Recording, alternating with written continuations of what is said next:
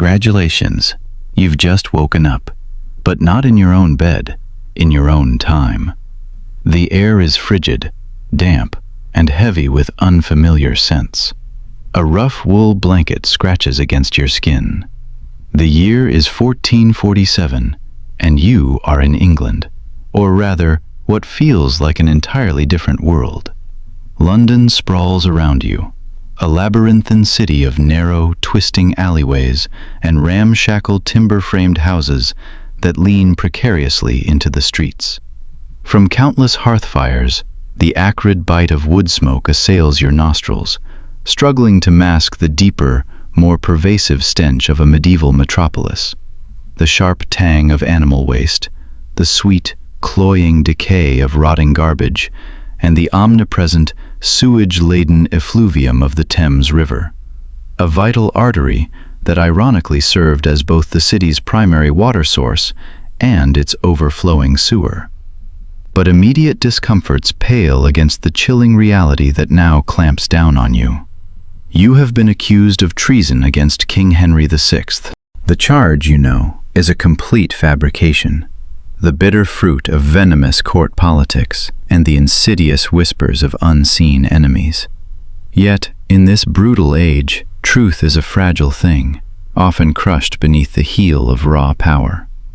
Now, you find yourself propelled forward, your wrists tightly bound, through the imposing, crenellated stone gatehouse of the Tower of London. This formidable fortress, a silent sentinel for nearly 4 centuries, looms over you, its ancient stones absorbing the very light and hope from the day. A cruel irony presents itself. The tower is, in part, a royal palace, a place of splendid halls and richly appointed royal apartments, adorned with vibrant tapestries and exquisite furnishings. But these are not for you.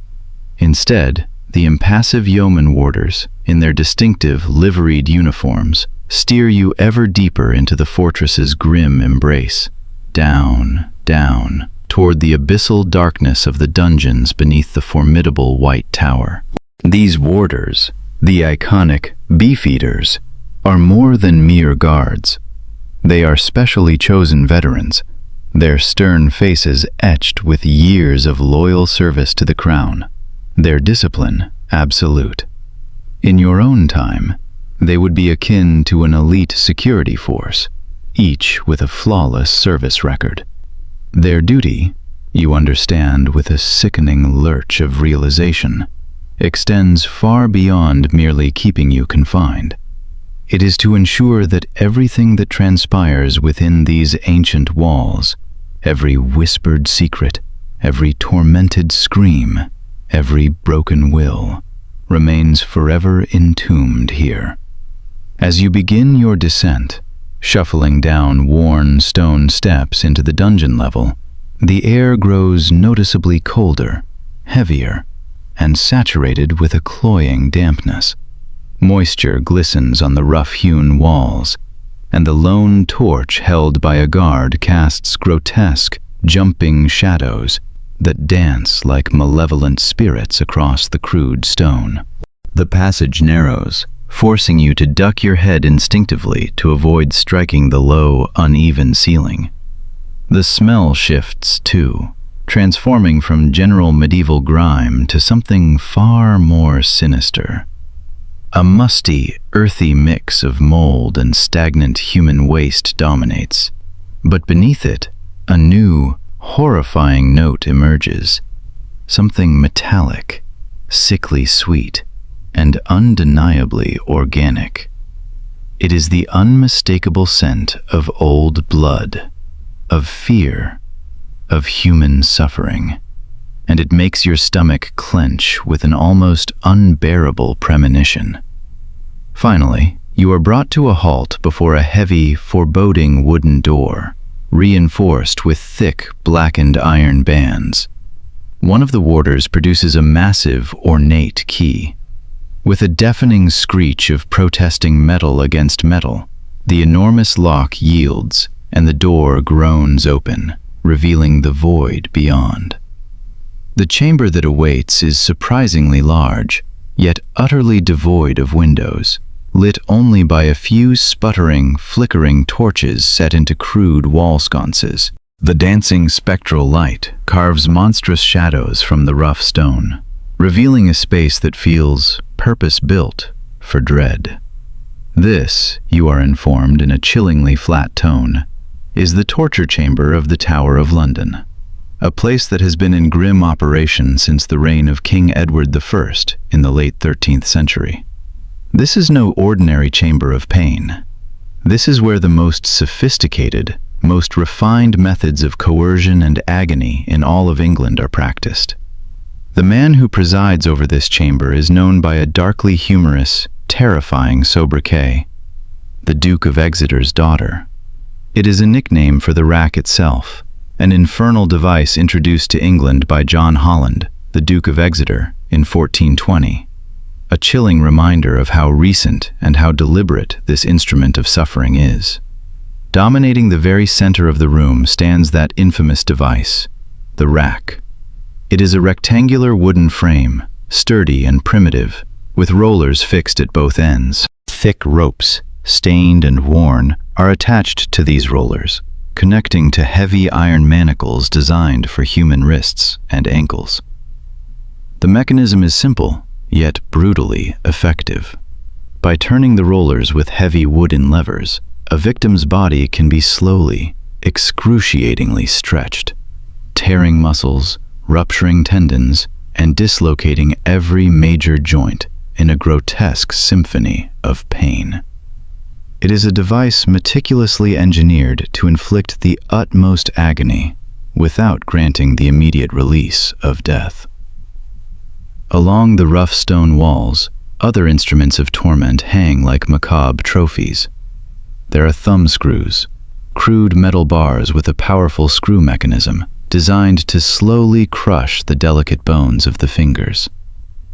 The Scavenger's Daughter, a bizarre and menacing iron frame, stands ready to compress the body rather than stretch it, forcing victims into a contorted crouch until their bones begin to give way. Heavy iron manacles, hanging from chains embedded in the ceiling, promise suspension by the wrists, a slow, agonizing stretching of the entire body, and then an assortment of irons, pliers, and knives, whose precise, gruesome purposes you instinctively refuse to contemplate, their shapes hinting at unspeakable acts.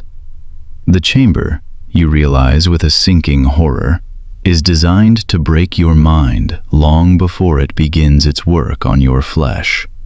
The mere sight of these instruments, the chilling awareness of their potential, is meant to shatter your will, to erode all resistance, and to compel a confession even before physical torment commences.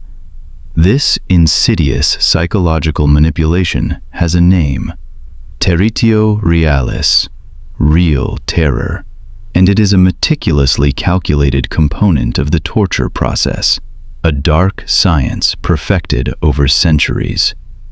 Two men await you within the flickering torchlight. One is Sir John Platt, the lieutenant of the tower, a man of cold authority responsible for all high-profile prisoners. He is lean, dressed in sober but expensive attire, his gaze piercing and utterly devoid of warmth. The other is a broad-shouldered man, his thick forearms and calloused hands speaking of immense physical strength. This is Master Edward Dalton, the king's official torturer, a position of grim renown that has existed since the time of King John in the early 13th century. Contrary to any expectation of a frothing, sadistic brute, Dalton's demeanor is unnervingly calm, almost scholarly.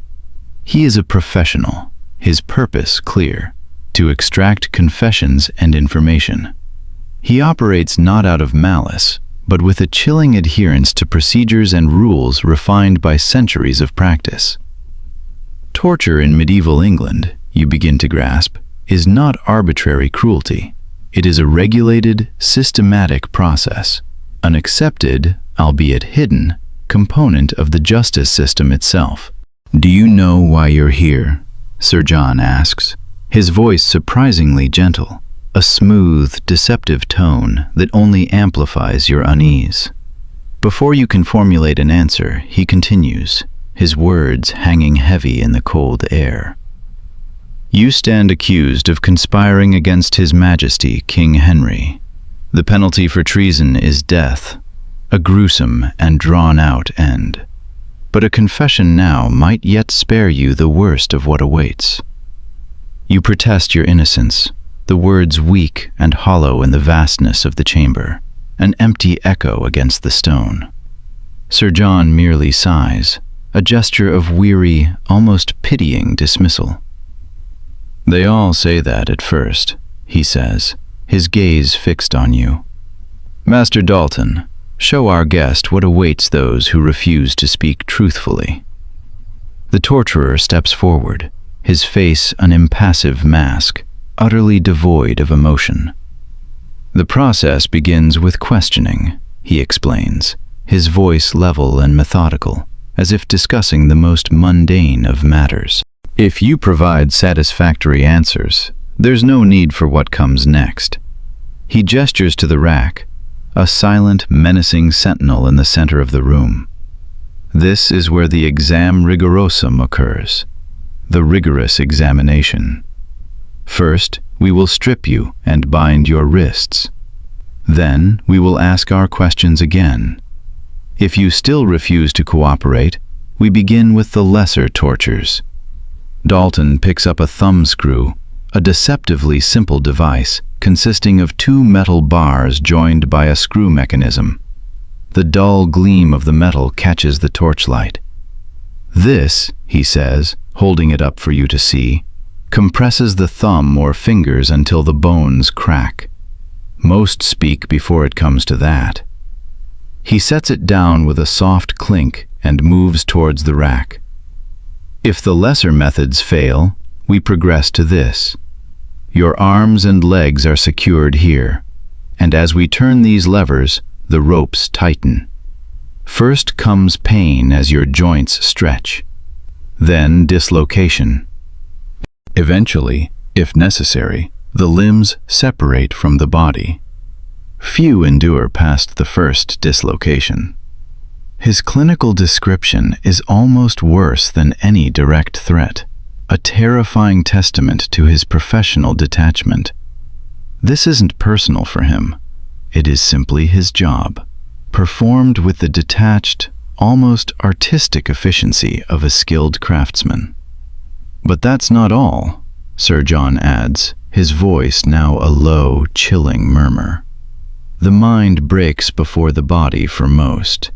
We've held men in these dungeons for years, in darkness, in silence, with only enough food and water to keep them alive.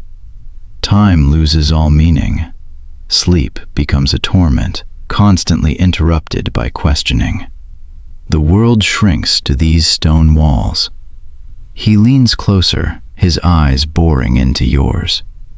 Think on that before you force us to more extreme measures. A confession now means a quick death. Resistance. He leans the sentence unfinished, the unspoken implications far more terrifying than any explicit threat. The fate that awaits you is not unique. It is the same that befell countless others, like Cuthbert Simpson, a Protestant deacon arrested during the reign of Catholic Queen Mary Tudor, barely a century from now in your own timeline. For refusing to name his fellow worshippers, Simpson endured the rack not once, but 3 separate times. During one session, the torturer, in a grotesque act of sadism, drove an arrow clean through his bound fingers. Yet, despite this unimaginable agony, Simpson never broke. His reward for such extraordinary courage? Being burned alive at Smithfield in 1558. And it is not only religious dissenters who face this chamber of horrors. Political prisoners, suspected spies, and accused traitors all find themselves here.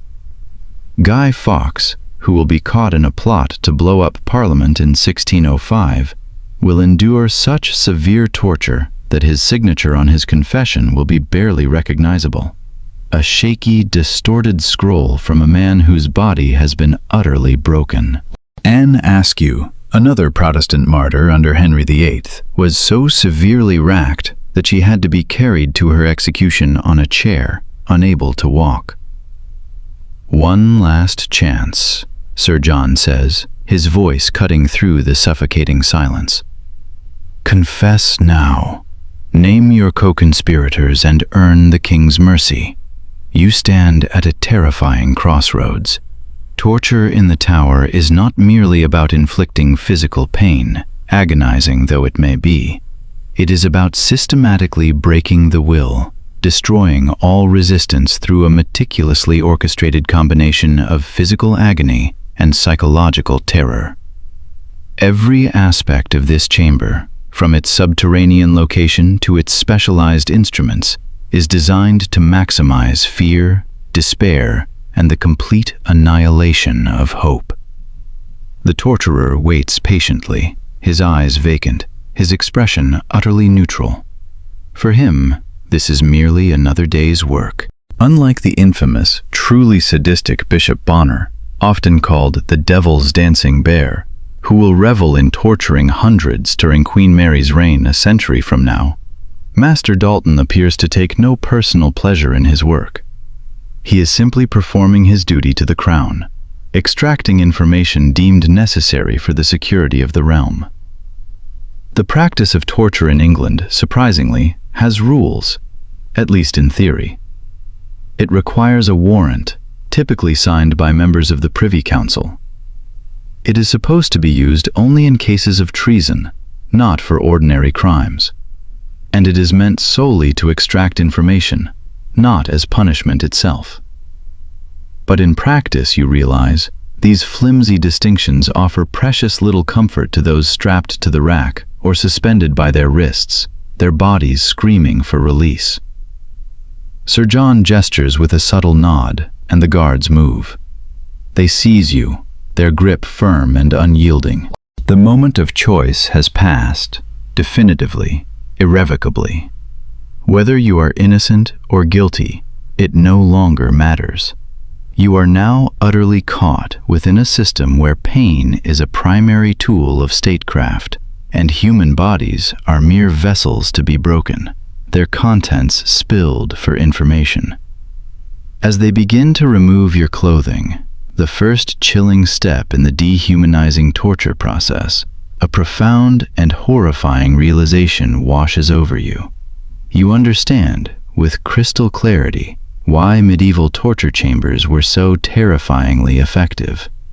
It is not just the physical pain, though that, you know, will be terrible enough to shatter worlds.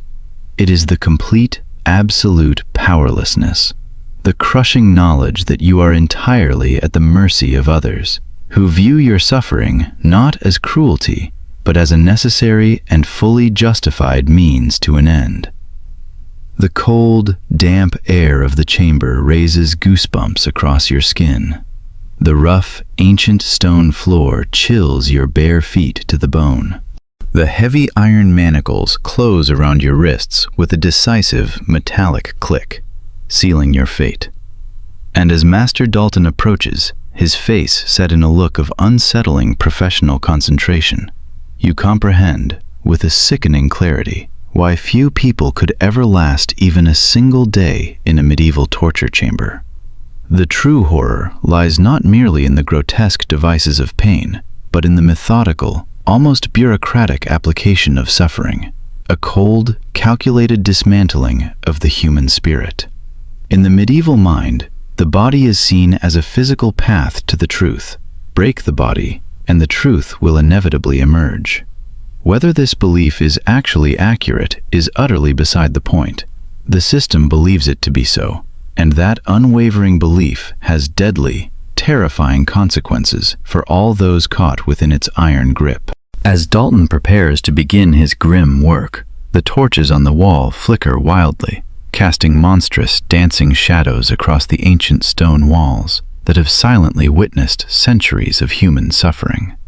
These walls, you realize, have absorbed countless screams, untold cries that never once reached the outside world. And now they wait patiently, stoically, to absorb yours. The first question comes, a dull, resonant sound in the suffocating quiet, and with it, the true beginning of your ordeal in one of history's most feared institutions.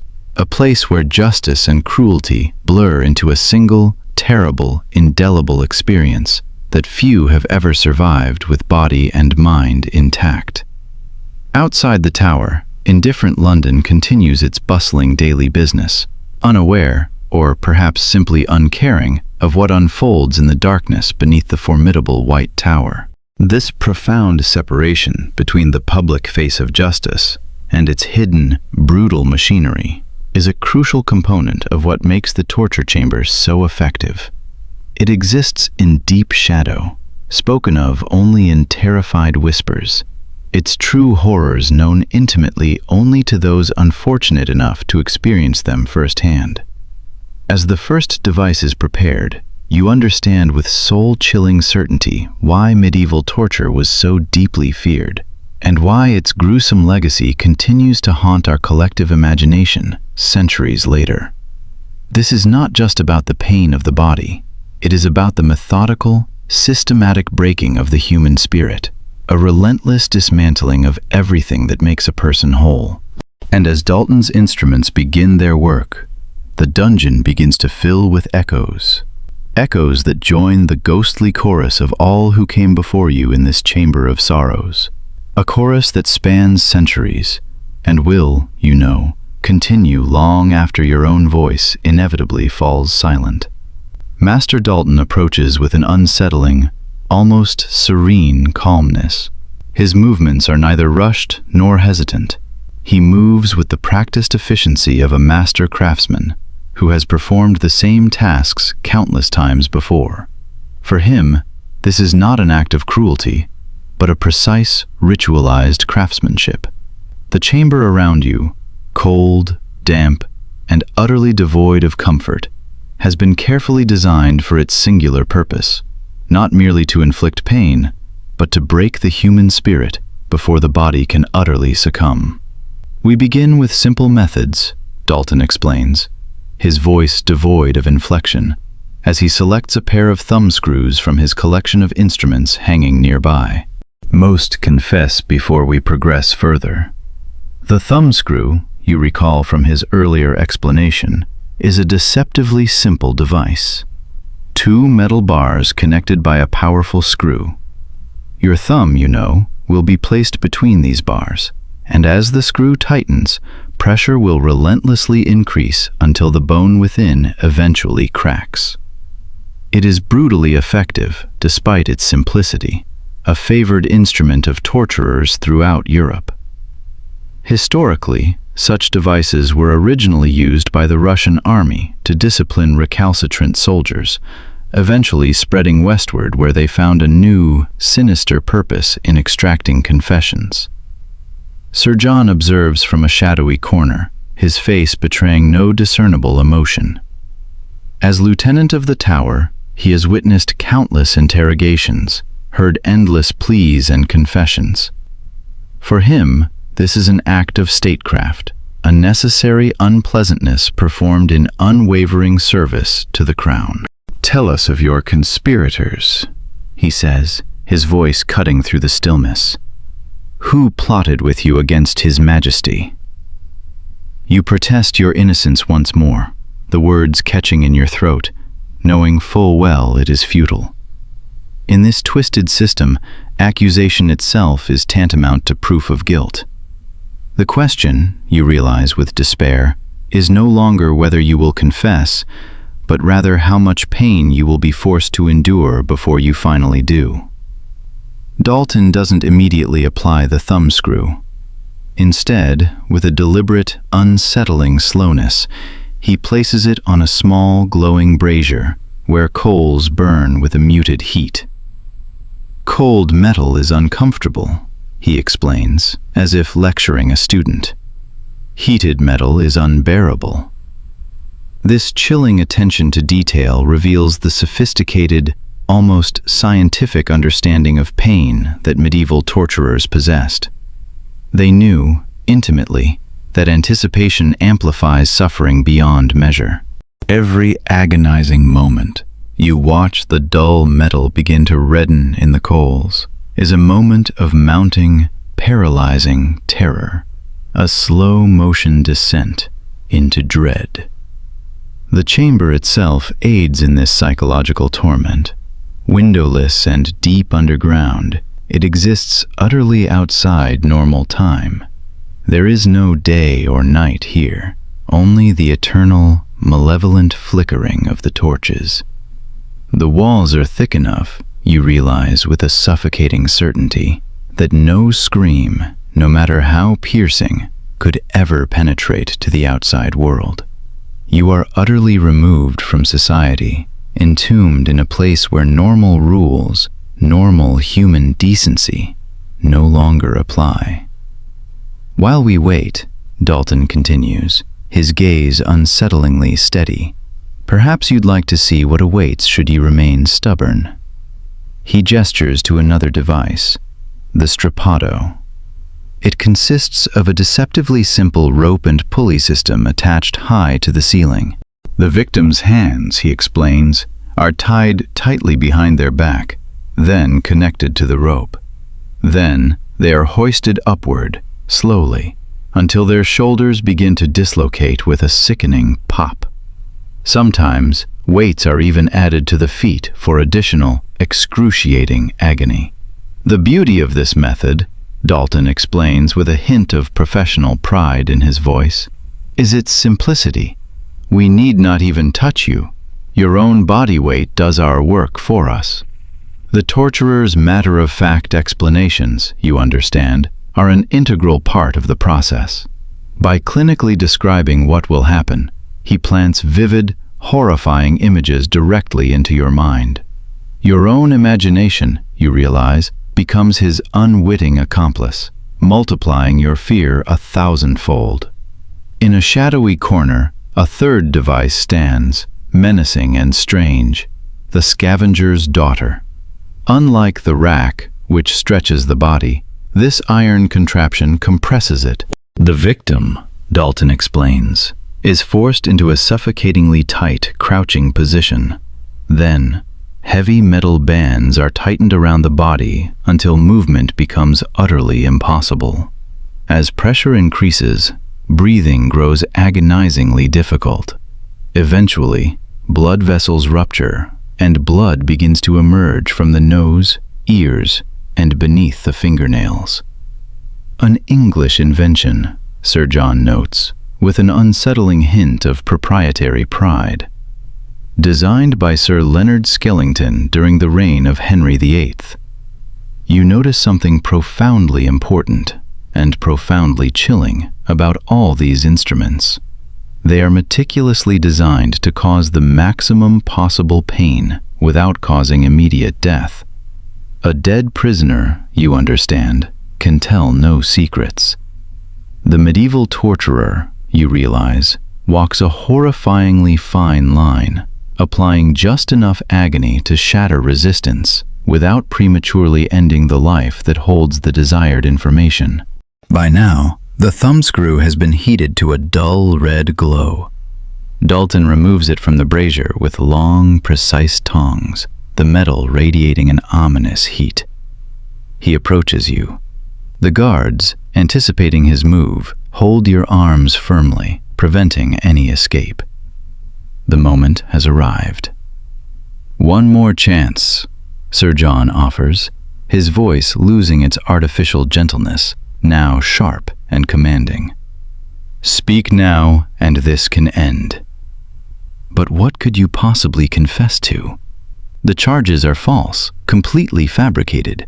Yet, as the hot metal nears your outstretched hand, truth and falsehood lose all meaning, all relevance. The only reality is the imminent, searing pain and the desperate, primal desire to avoid it. This, you grasp with sickening clarity, is the dark genius of torture. It renders truth utterly irrelevant. Under sufficient pain, the innocent will confess to imaginary crimes, and the guilty will implicate innocent others, simply to make the agony stop. The system, you realize, creates its own horrific reality, a reality manufactured through sheer suffering. Too long without an answer, Dalton sighs, his voice tinged with a faint, detached weariness.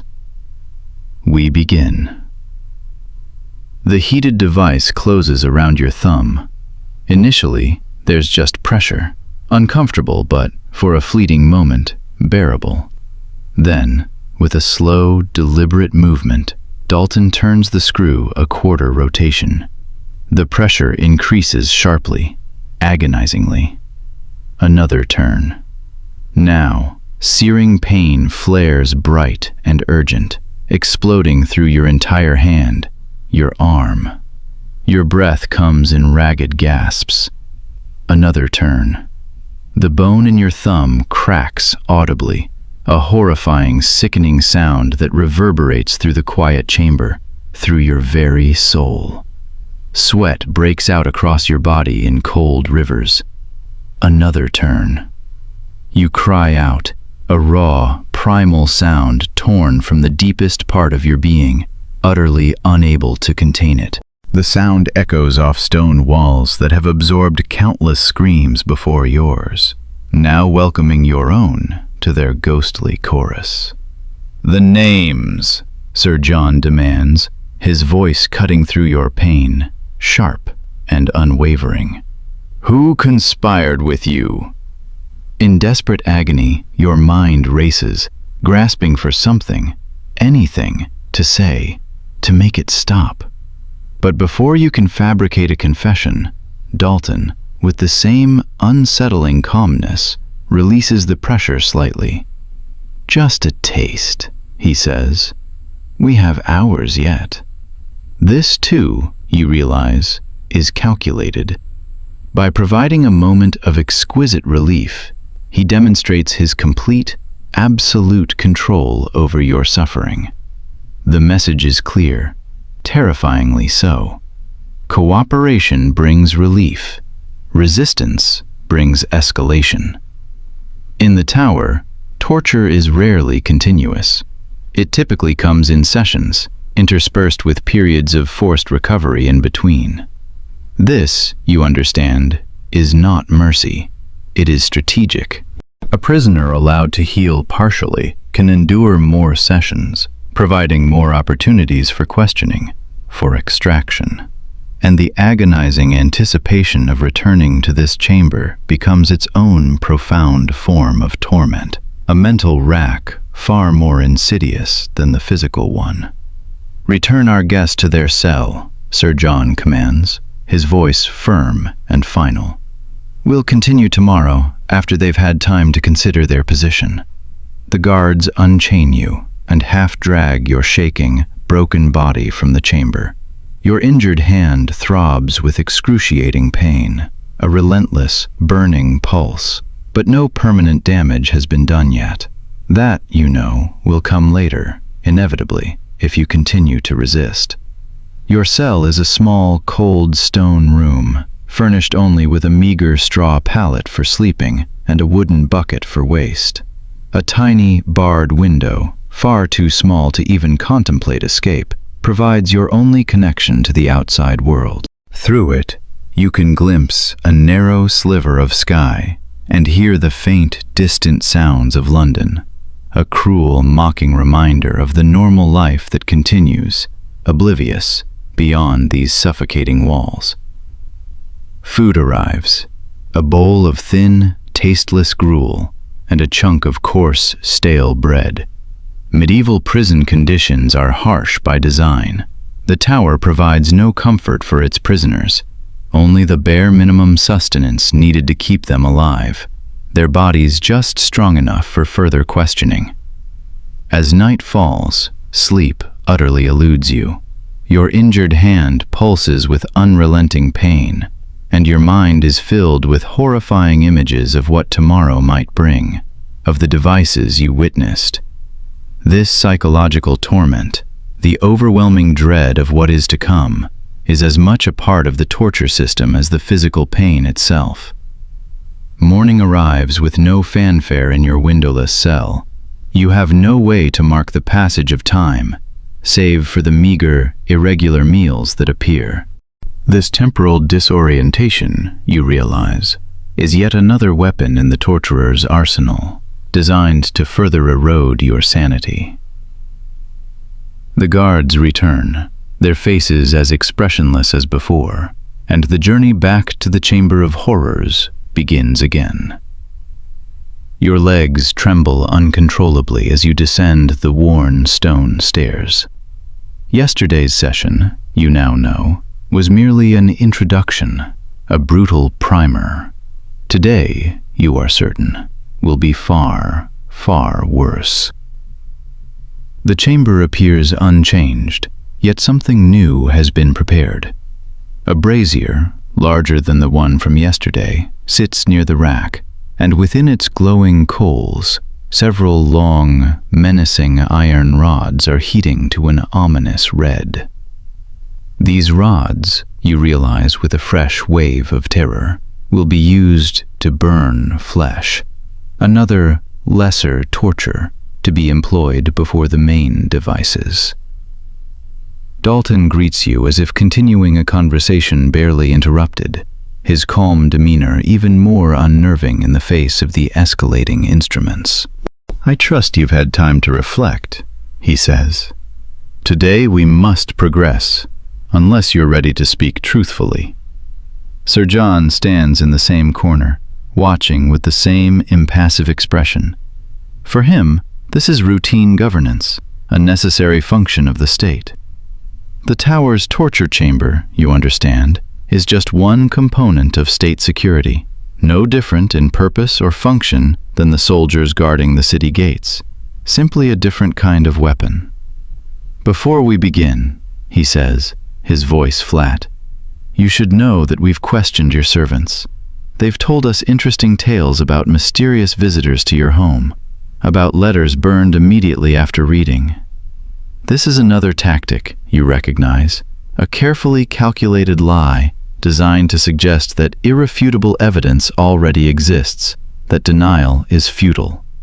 Whether your servants have actually said anything, or even been questioned, is entirely irrelevant. The mere suggestion alone is enough to plant doubt, to deepen your despair, and to amplify your fear. Today's session begins with the strappado. Your wrists are bound tightly behind your back, then connected to the rope that hangs from the pulley system high above. Slowly, inexorably, the guards begin to hoist you upward until your toes barely graze the cold stone floor. The pressure on your shoulders is immediate, intense, and exquisitely painful. Then, with a nod from Dalton, they pull harder, lifting you completely off the floor. The pain is different from the concentrated agony of the thumbscrew. It is less focused, yet far more overwhelming. Your entire upper body becomes a center of raw agony as your shoulders strain desperately against their natural range of motion, threatening to tear free. Breathing becomes agonizingly difficult as your chest muscles stretch to their breaking point. "The names," Sir John repeats, his voice insistent, relentless. "Give us the names, and this ends. Silence, you know, brings only consequences." Dalton signals, and the guards suddenly release the rope a few inches. You drop with sickening speed before the rope goes taut again with a brutal jerk, sending a shocking, blinding jolt of pain through your already stressed shoulder joints. The sound that tears from your throat is barely human, a strangled, primal scream. This horrifying process, raising, dropping, questioning, continues relentlessly until your shoulders finally dislocate with an audible, wet pop. The pain is blinding, all-consuming, a universe of pure agony. Many prisoners, you know, confess at this very point, utterly unable to endure further. But what happens to those who don't?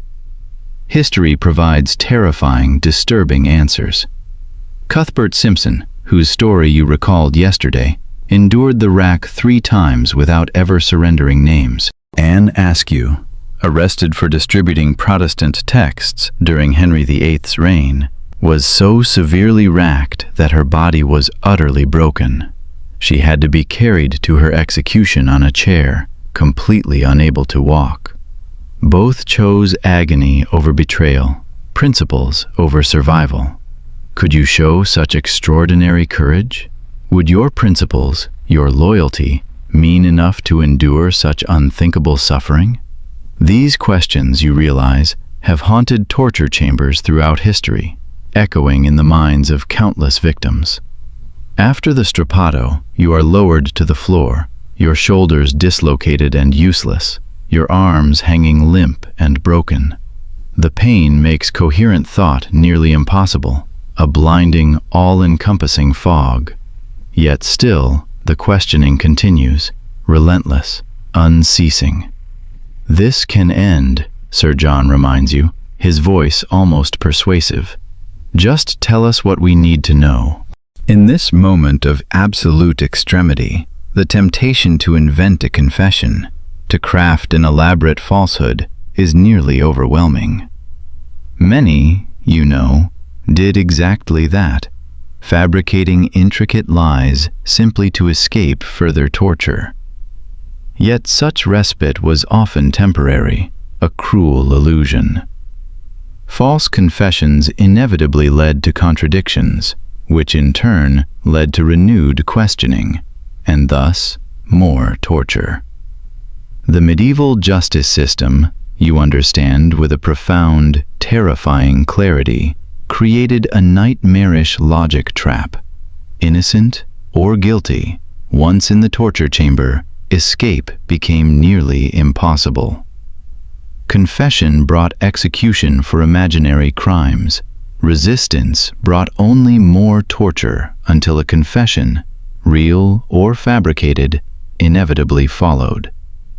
Realizing you remain silent despite your agony, your will still unbroken, Dalton prepares for the next phase. Your eyes fall upon it, standing ominous and silent in the center of the room. The rack, the most feared device in the chamber. It awaits. Known colloquially as the Duke of Exeter's daughter, though its origins traced back to a far crueler, more ancient lineage, this terrifying apparatus was formally introduced to England in 1420. Its arrival marked a dark evolution in statecraft, designed specifically for the interrogation of political prisoners. Its purpose, stripped bare, was monstrously simple: to systematically stretch the human body beyond the very limits of its endurance, past the point of sanity, to elicit a confession. We've had men confess merely upon seeing this device, Dalton tells you, his voice devoid of emotion, a mere statement of fact. Others have endured it for hours before speaking. The choice, as ever, is yours. The unspoken weight of that choice settled like a shroud. You watched the guards approach, their faces impassive, as they dragged your limp, broken form to the heavy wooden frame. The wood was rough beneath your skin, cold and unyielding.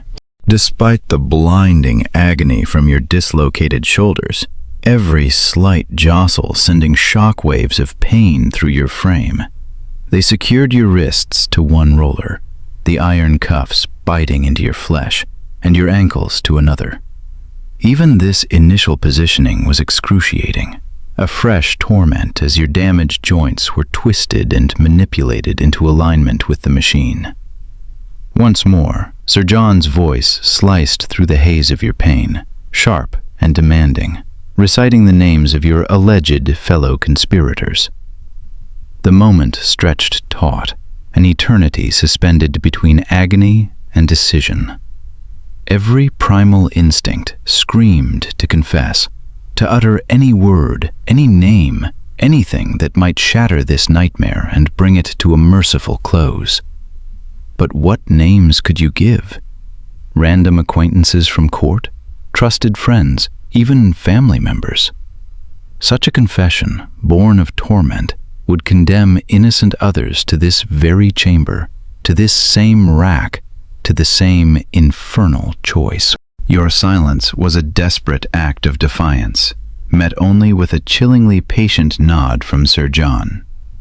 Dalton, a shadow of efficiency, reached for the lever. With a soft, metallic click, he turned it one notch. The mechanism groaned, a prelude to deeper suffering. Ropes, thick and unyielding, tightened around your already constrained limbs. Your damaged body, a landscape of nascent wounds, stretched slightly, a subtle but significant pull that sent fresh, blinding waves of agony through your dislocated shoulders, each bone and ligament protesting with a scream only you could hear. Another turn of the lever. The ratchet clicked again, a small, ominous sound that reverberated through the otherwise silent chamber, echoing the immense suffering it portended. Your body stretched further, limbs lengthening, joints already dislocated now pulled wider apart with horrifying precision. Muscles, already strained, began to tear, a dull, ripping sensation deep within your flesh. Ligaments, stretched to their breaking point, vibrated with impossible tension. The human body possesses natural limits, thresholds beyond which it cannot function without catastrophic damage. On the rack, these sacred limits were not merely approached, but deliberately, systematically exceeded. Each click of the ratchet dragged you further into a territory the body was never designed to endure, a realm of pain that defied all comprehension. This was the precise moment where countless others had broken, where their resolve, however strong, had dissolved under the combination of present agony and the absolute certainty of worse, unimaginable suffering to come. Faced with such an instrument, with such an assault on their very being, people confessed to impossible crimes, consorting with devils that flew on bat wings through the night sky, transforming into ravenous animals under the full moon, plotting with long-dead kings.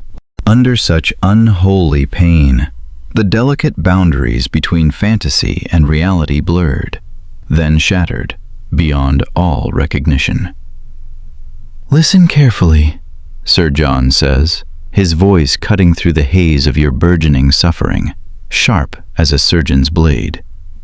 "Bishop Bonner arrives tomorrow. He has special methods for stubborn cases like yours." The name, Bishop Bonner, sent a visceral chill through you, piercing even the all-consuming pain. Bishop Edmund Bonner, infamously known as the Devil's Dancing Bear, was notorious even in this era of routine systemic cruelty. Years from now, under Queen Mary I, he would orchestrate the torture and condemnation of hundreds of Protestants with a terrifying, almost artistic sadism. Unlike the dispassionate, professional Dalton, Bonner was rumored to take a personal, almost gleeful pleasure in breaking his victims. "One night to decide," Sir John continued, his gaze unwavering. "Confession tomorrow, or Bishop Bonner's attentions. Consider carefully." With those chilling words, the session ended as abruptly as it began. You were released from the rack, your body now truly a landscape of injury, a canvas painted with suffering. Guards, still impassive, returned you to your cold, damp cell, where you collapsed onto the straw pallet. Every movement, every slight adjustment of your body was an exercise in pure agony. Night fell once more, a black shroud over your misery.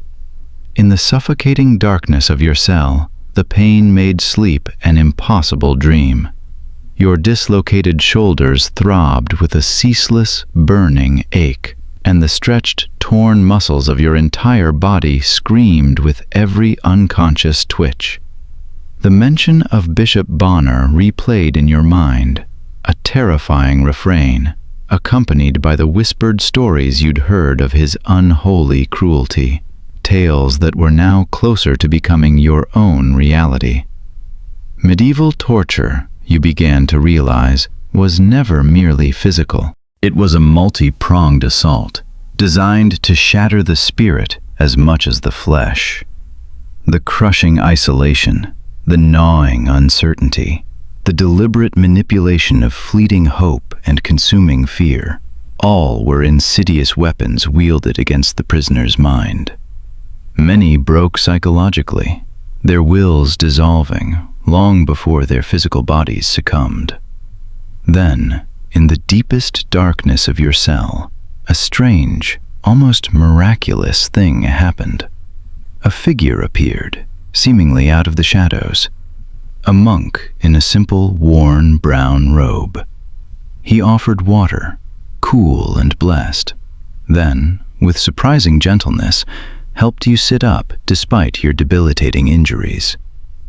"I am Brother Thomas," he said softly, his voice a balm. "I serve as physician to the tower's prisoners." His presence, his unexpected kindness, was disorienting. You understood, even in your pain, that this, too, was part of the system. Medical care for torture victims in these grim confines was never humanitarian. It was chillingly practical. Dead prisoners told no secrets.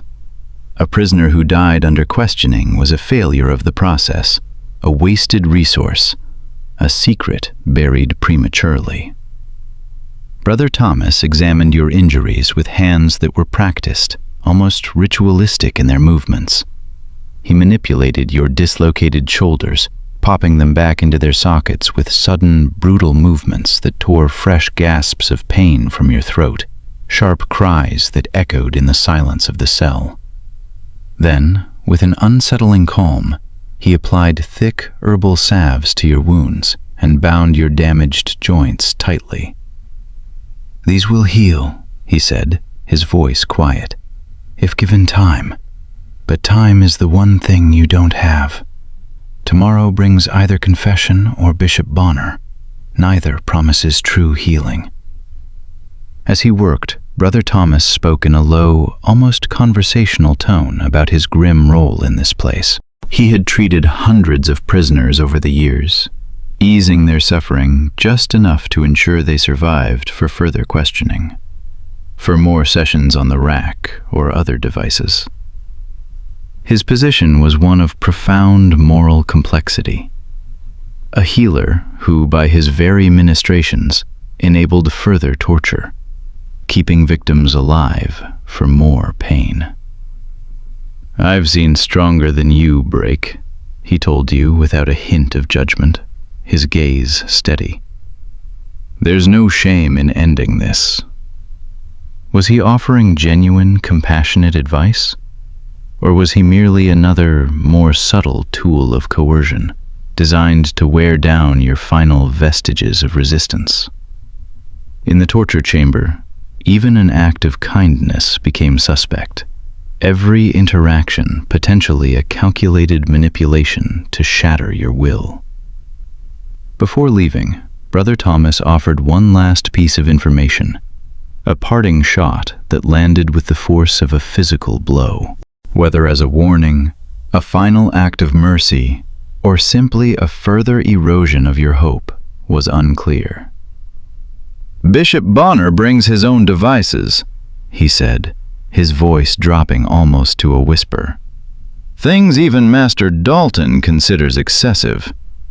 His favorite is the burning chair, an iron seat heated from below while the victim is questioned." With these chilling words, he departed, leaving you utterly alone with your throbbing pain, the specter of Bishop Bonner, and the terrible choice that awaited you with the morning's light. Dawn, when it came, arrived far too quickly, a cruel unveiling of your impending doom. The heavy cell door groaned open, and the guards appeared. But instead of taking you directly back to the underground chamber, they led you to a small, unexpectedly clean room where fresh water for washing and a set of clean clothing lay waiting. "Sir John wishes you presented properly to the bishop," one guard explained, his voice flat. This unexpected courtesy was, paradoxically, more frightening than an immediate return to the chamber. It suggested something ceremonial, something ritualistic about the coming encounter, something important enough to warrant preparation. Cleaned of the grime and sweat of the dungeon, dressed in clothing that felt alien after days in rags, you were led not down into the dark, but up to a larger, brighter room on the ground floor of the White Tower itself. Windows, tall and arched, admitted actual daylight, your first glimpse of the sun since your arrest, a sight that should have brought comfort, but instead felt like a mockery. The room contained a large, heavy table surrounded by sturdy wooden chairs, looking almost like a council chamber rather than an instrument of torment. But the fragile illusion of civility was brutally shattered by what stood starkly in the corner. An iron chair, massive and menacing, with thick straps for arms and legs, positioned directly over a compartment clearly designed to hold hot coals. 3 men awaited you. Sir John, his expression grim and impatient, you recognized instantly. Beside him stood a heavy-set man in the rich, dark robes of a bishop, Edmund Bonner himself, his fleshy face set in an expression of almost jovial, amused contempt.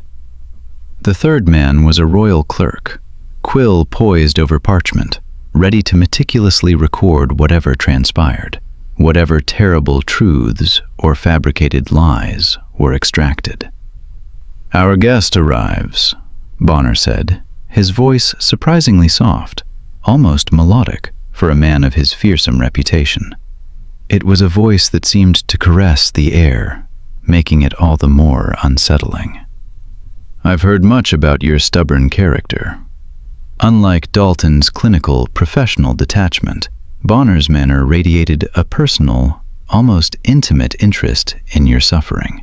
His eyes, small and piercing in his fleshy face, evaluated you like a craftsman assessing raw material, calculating with chilling precision what methods might work best to break your spirit and body. "Before we begin with my special methods," he said, gesturing with a plump hand towards the menacing iron chair, its presence a dark magnet in the room, "I'll offer what Sir John and Master Dalton have already proposed. Confess your treason, name your accomplices, and your punishment will be merciful. A quick execution, a clean cut, rather than what I have planned." The torture chambers of medieval Europe, you understood then, operated on a disturbingly sophisticated understanding of human psychology.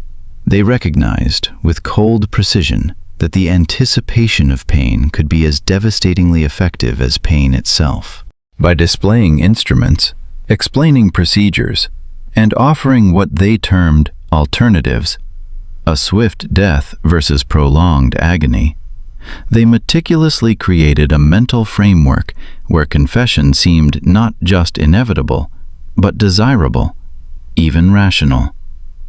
This, you realized, was the true power of the torture chamber. Not just the physical agony it inflicted, but the insidious way it reconstructed reality for its victims.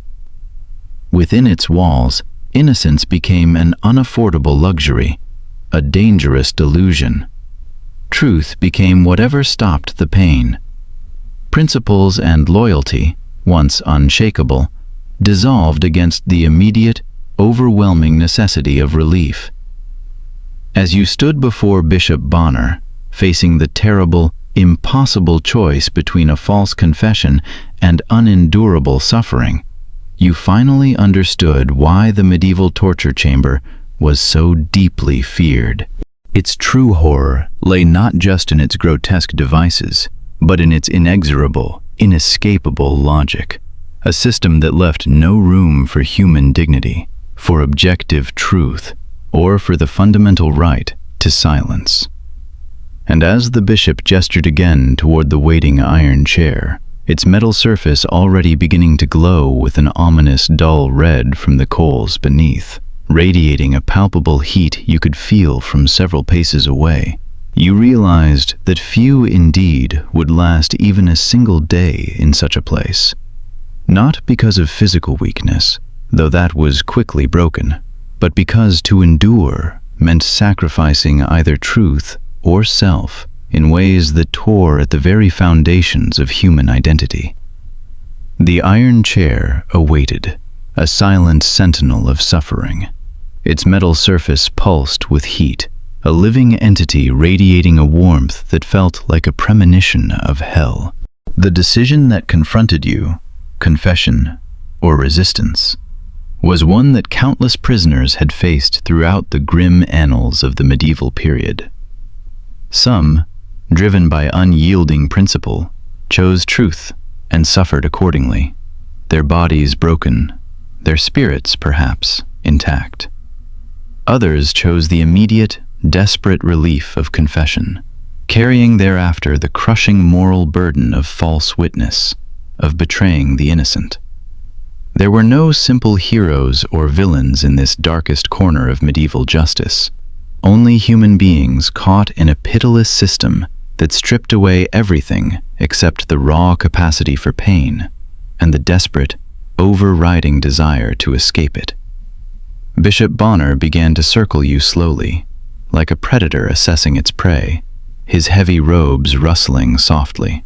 Unlike Master Dalton, whose actions had been clinical and detached, Bonner radiated a disturbing, almost gleeful enthusiasm for what was to come, his fleshy fingers tapping impatiently against his embroidered robes as he waited for your decision. "I grow weary of waiting," Bonner said finally, a note of petulance entering his soft voice. "Perhaps a small demonstration will help clarify your position." He nodded to a guard, who stepped forward, bearing a metal implement retrieved from a small brazier in the corner. It was a branding iron, twisted into the shape of a heretic's fork. The device was brutally simple, but exquisitely effective. A two-pronged fork, designed to be placed under the chin, with the other end pressing against the chest. It prevented the victim from lowering their head, forcing them to maintain an exhausting, upright, and utterly vulnerable position, hour after agonizing hour. "This is merely a taste," Bonner explained, his tone almost academic. "In Spain, they have perfected methods that make our English techniques seem quite merciful by comparison. The Spanish Inquisition, you know, represents the most systematic application of torture in medieval Europe. Established in 1478, it operates with terrifying, bureaucratic efficiency." He paused, a connoisseur of cruelty. While Bishop Bonner might take a sadistic, personal pleasure in breaking individuals, the Spanish inquisitors had, he implied, elevated torture into an administrative process, complete with scribes, detailed protocols, and meticulous record-keeping, a chilling testament to the institutionalization of pain. The mention of Spain seemed to divert Bonner into what became almost a scholarly discourse. Despite his fearsome reputation, he was also a man of learning, educated at Oxford, a chilling testament to the era's intellectual contradictions. This strange combination, the scholar and the torturer, was not uncommon in medieval Europe, where intellectual sophistication and extreme cruelty often coexisted, two sides of the same cold coin. The Spanish method begins with what they call the question, Bonner explained, warming visibly to his subject, a perverse spark in his eyes.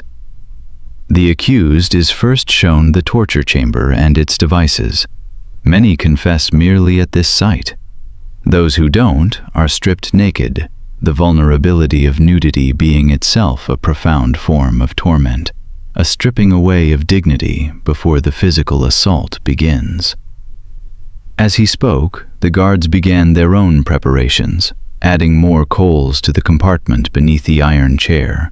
The metal glowed an ominous, deeper, dull red, the heat radiating from it palpable, a physical weight even from where you stood.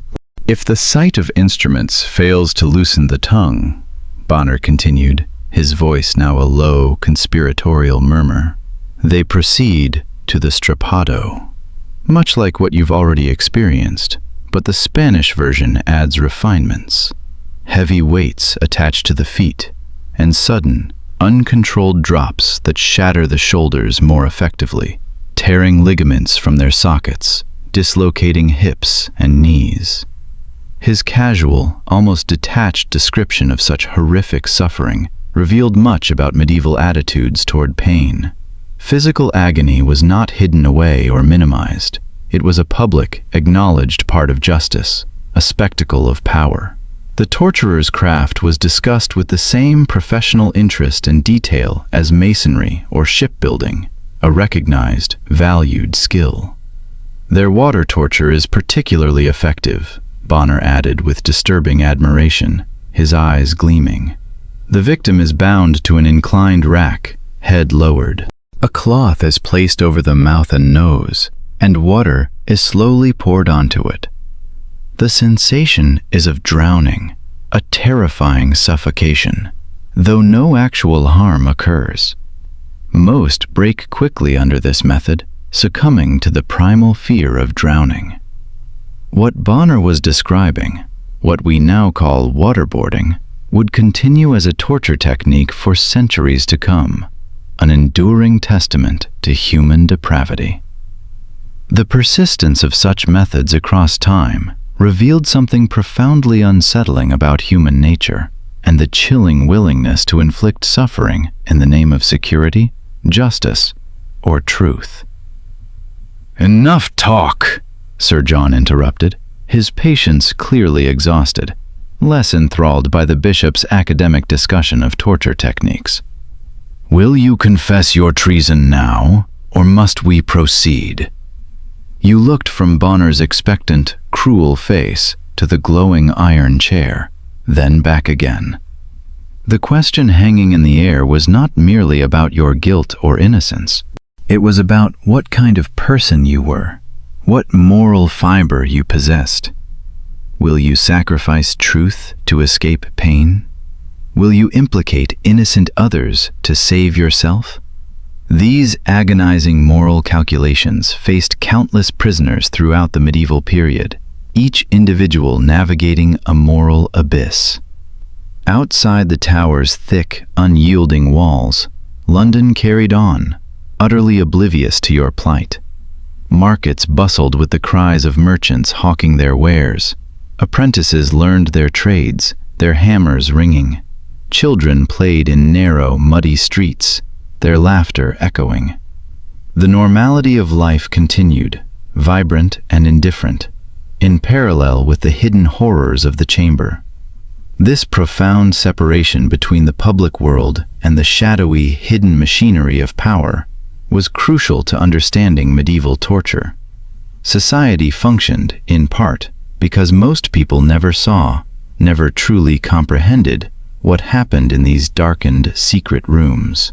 "I am innocent," you said again, your voice cracking with fear despite your desperate resolve. You willed it to be strong, but it was a mere whisper against the weight of the room. "I have committed no treason." Bonner sighed, a sound of profound disappointment, as if a promising entertainment had been suddenly cancelled. "Very well," he said, his voice now edged with a cold finality. "The chair awaits." The guards moved to seize you, their hands reaching, but before they could reach you, the heavy door to the chamber burst open. A messenger, breathless and urgent, entered and whispered frantically to Sir John, whose expression changed abruptly from irritation to deep concern. "Prepare the prisoner for transport," he ordered, his voice sharp and sudden. "We depart for Hampton Court immediately.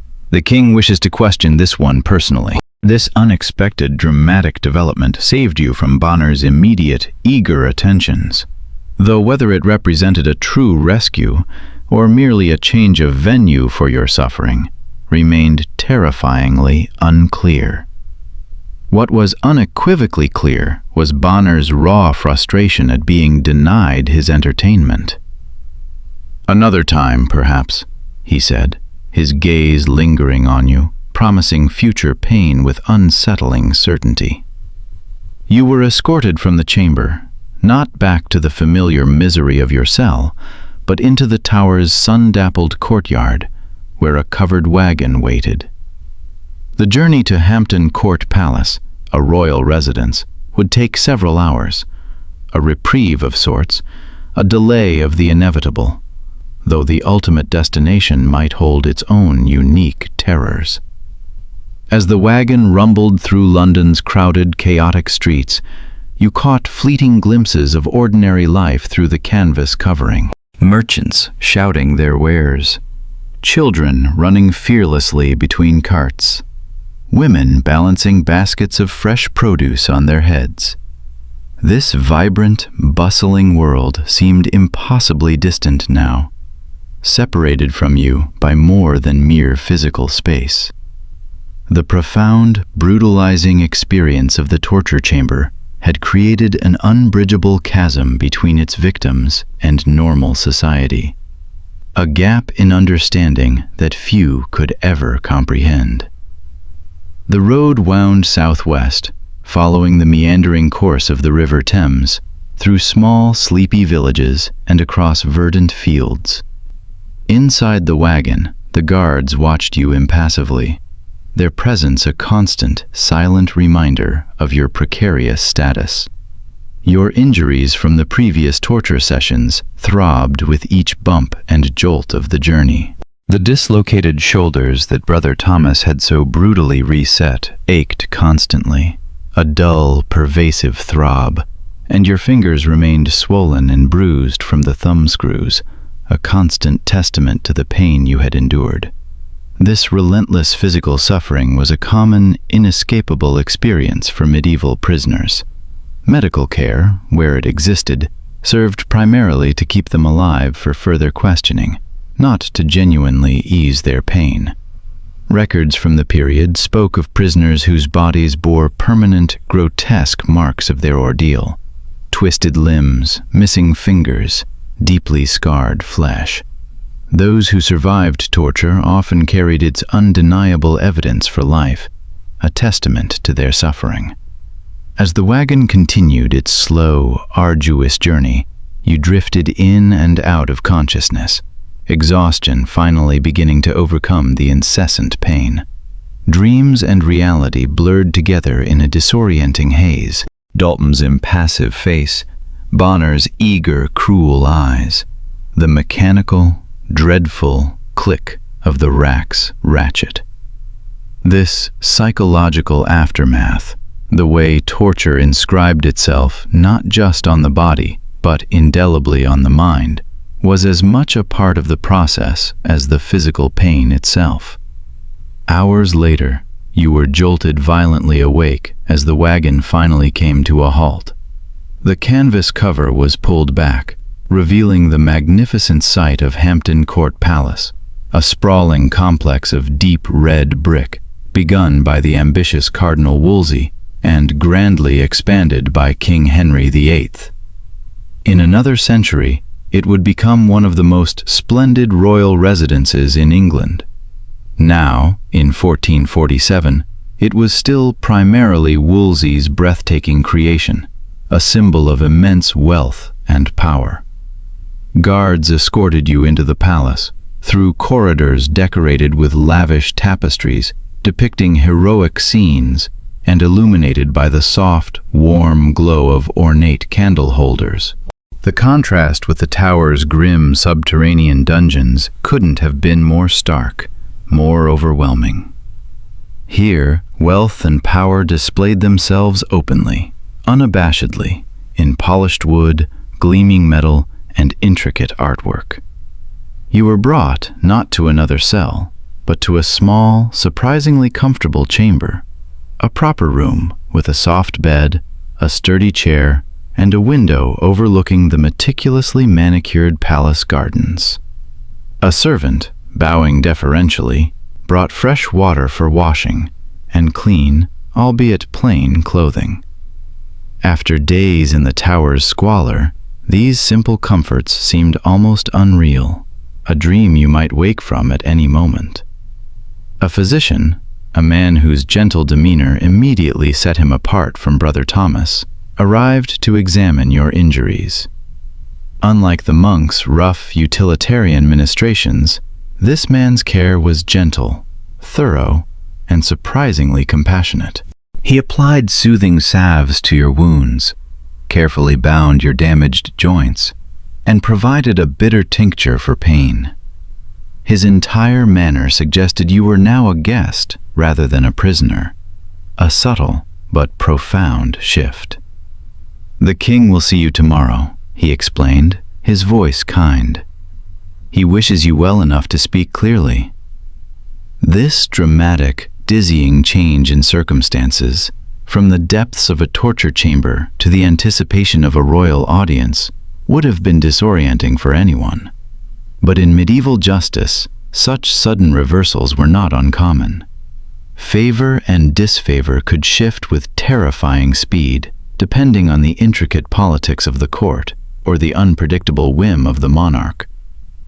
Left alone in the comfortable chamber, you finally slept properly for the first time since your arrest, a deep, restorative sleep free of the constant gnawing pain. When morning came, you were provided with breakfast. Not prison gruel, but fresh bread, sharp cheese, and a tankard of ale. Simple luxuries that tasted like ambrosia. The servant who brought it offered no explanation for your changed status, merely a respectful nod. Guards arrived mid-morning to escort you to the king's presence. Though no longer rough in their handling, they remained vigilant, their eyes missing nothing. You were led through more splendid corridors, past more tapestries and polished floors, to a private audience chamber where King Henry VI awaited. Henry was not what you might expect of a monarch. Just 26 years old, he had already ruled for 25 years, having become king as an infant. Thin, almost ethereal, and scholarly, he utterly lacked the forceful, martial presence of his legendary warrior father, Henry V. Instead, he radiated a gentle, almost otherworldly quality that some called saintliness, and others, less charitably, weakness. The king sat in a finely carved chair beside a tall, arched window, sunlight streaming into the room. No courtiers were present. This was indeed a private audience, intimate and weighty. He gestured for you to approach, and studied your face with an intense, curious gaze, his pale eyes searching yours. "You are accused of plotting against our person," he said finally, his voice soft but clear, carrying a surprising authority. "Yet we find no conviction in the accusations. Tell us truthfully, have you conspired against your king?" There was something about his direct, unwavering gaze that compelled honesty, a purity of intent that cut through the layers of fear and self-preservation. You repeated your innocence, explaining, as clearly as your still weary mind allowed, how political rivals might have manufactured the charges against you, using your name as a pawn in their dangerous game. Henry listened attentively, nodding occasionally, his expression thoughtful. When you finished, he remained silent for several moments, lost in contemplation, his gaze fixed on the sunlit gardens outside the window. "We have seen too much cruelty done in our name," he said finally, his voice tinged with a deep weariness. "The tower's methods trouble our conscience, though our advisors insist on their necessity." This admission offered a profound glimpse into the complex, often contradictory moral universe of medieval kingship. Even rulers who authorized torture, seeing it as a necessary evil, could experience deep doubt about its righteousness. Henry VI, with his deeply religious temperament and scholarly inclinations, found the harsher, more brutal aspects of governance particularly difficult to reconcile with his faith. "We believe you innocent," the king continued, his gaze returning to yours, and will order your release forthwith. But understand, this mercy comes with an expectation, your unwavering loyalty in these troubled times. With these astonishing words, your ordeal ended as suddenly, as dramatically, as it had begun. From accused traitor, condemned to the rack, to royal favorite in the space of mere days. Such dramatic reversals, such sudden shifts of fortune, characterized the precarious, often brutal world of medieval politics. As you left the king's presence, still processing this unexpected, miraculous reprieve, a courtier intercepted you, his expression revealing a mix of awe and trepidation. He explained the true, final reason for your salvation. Your main accuser had himself been exposed as a traitor, confessing under torture to fabricating evidence against numerous innocent parties, including you. The irony was bitter, a taste like ash in your mouth.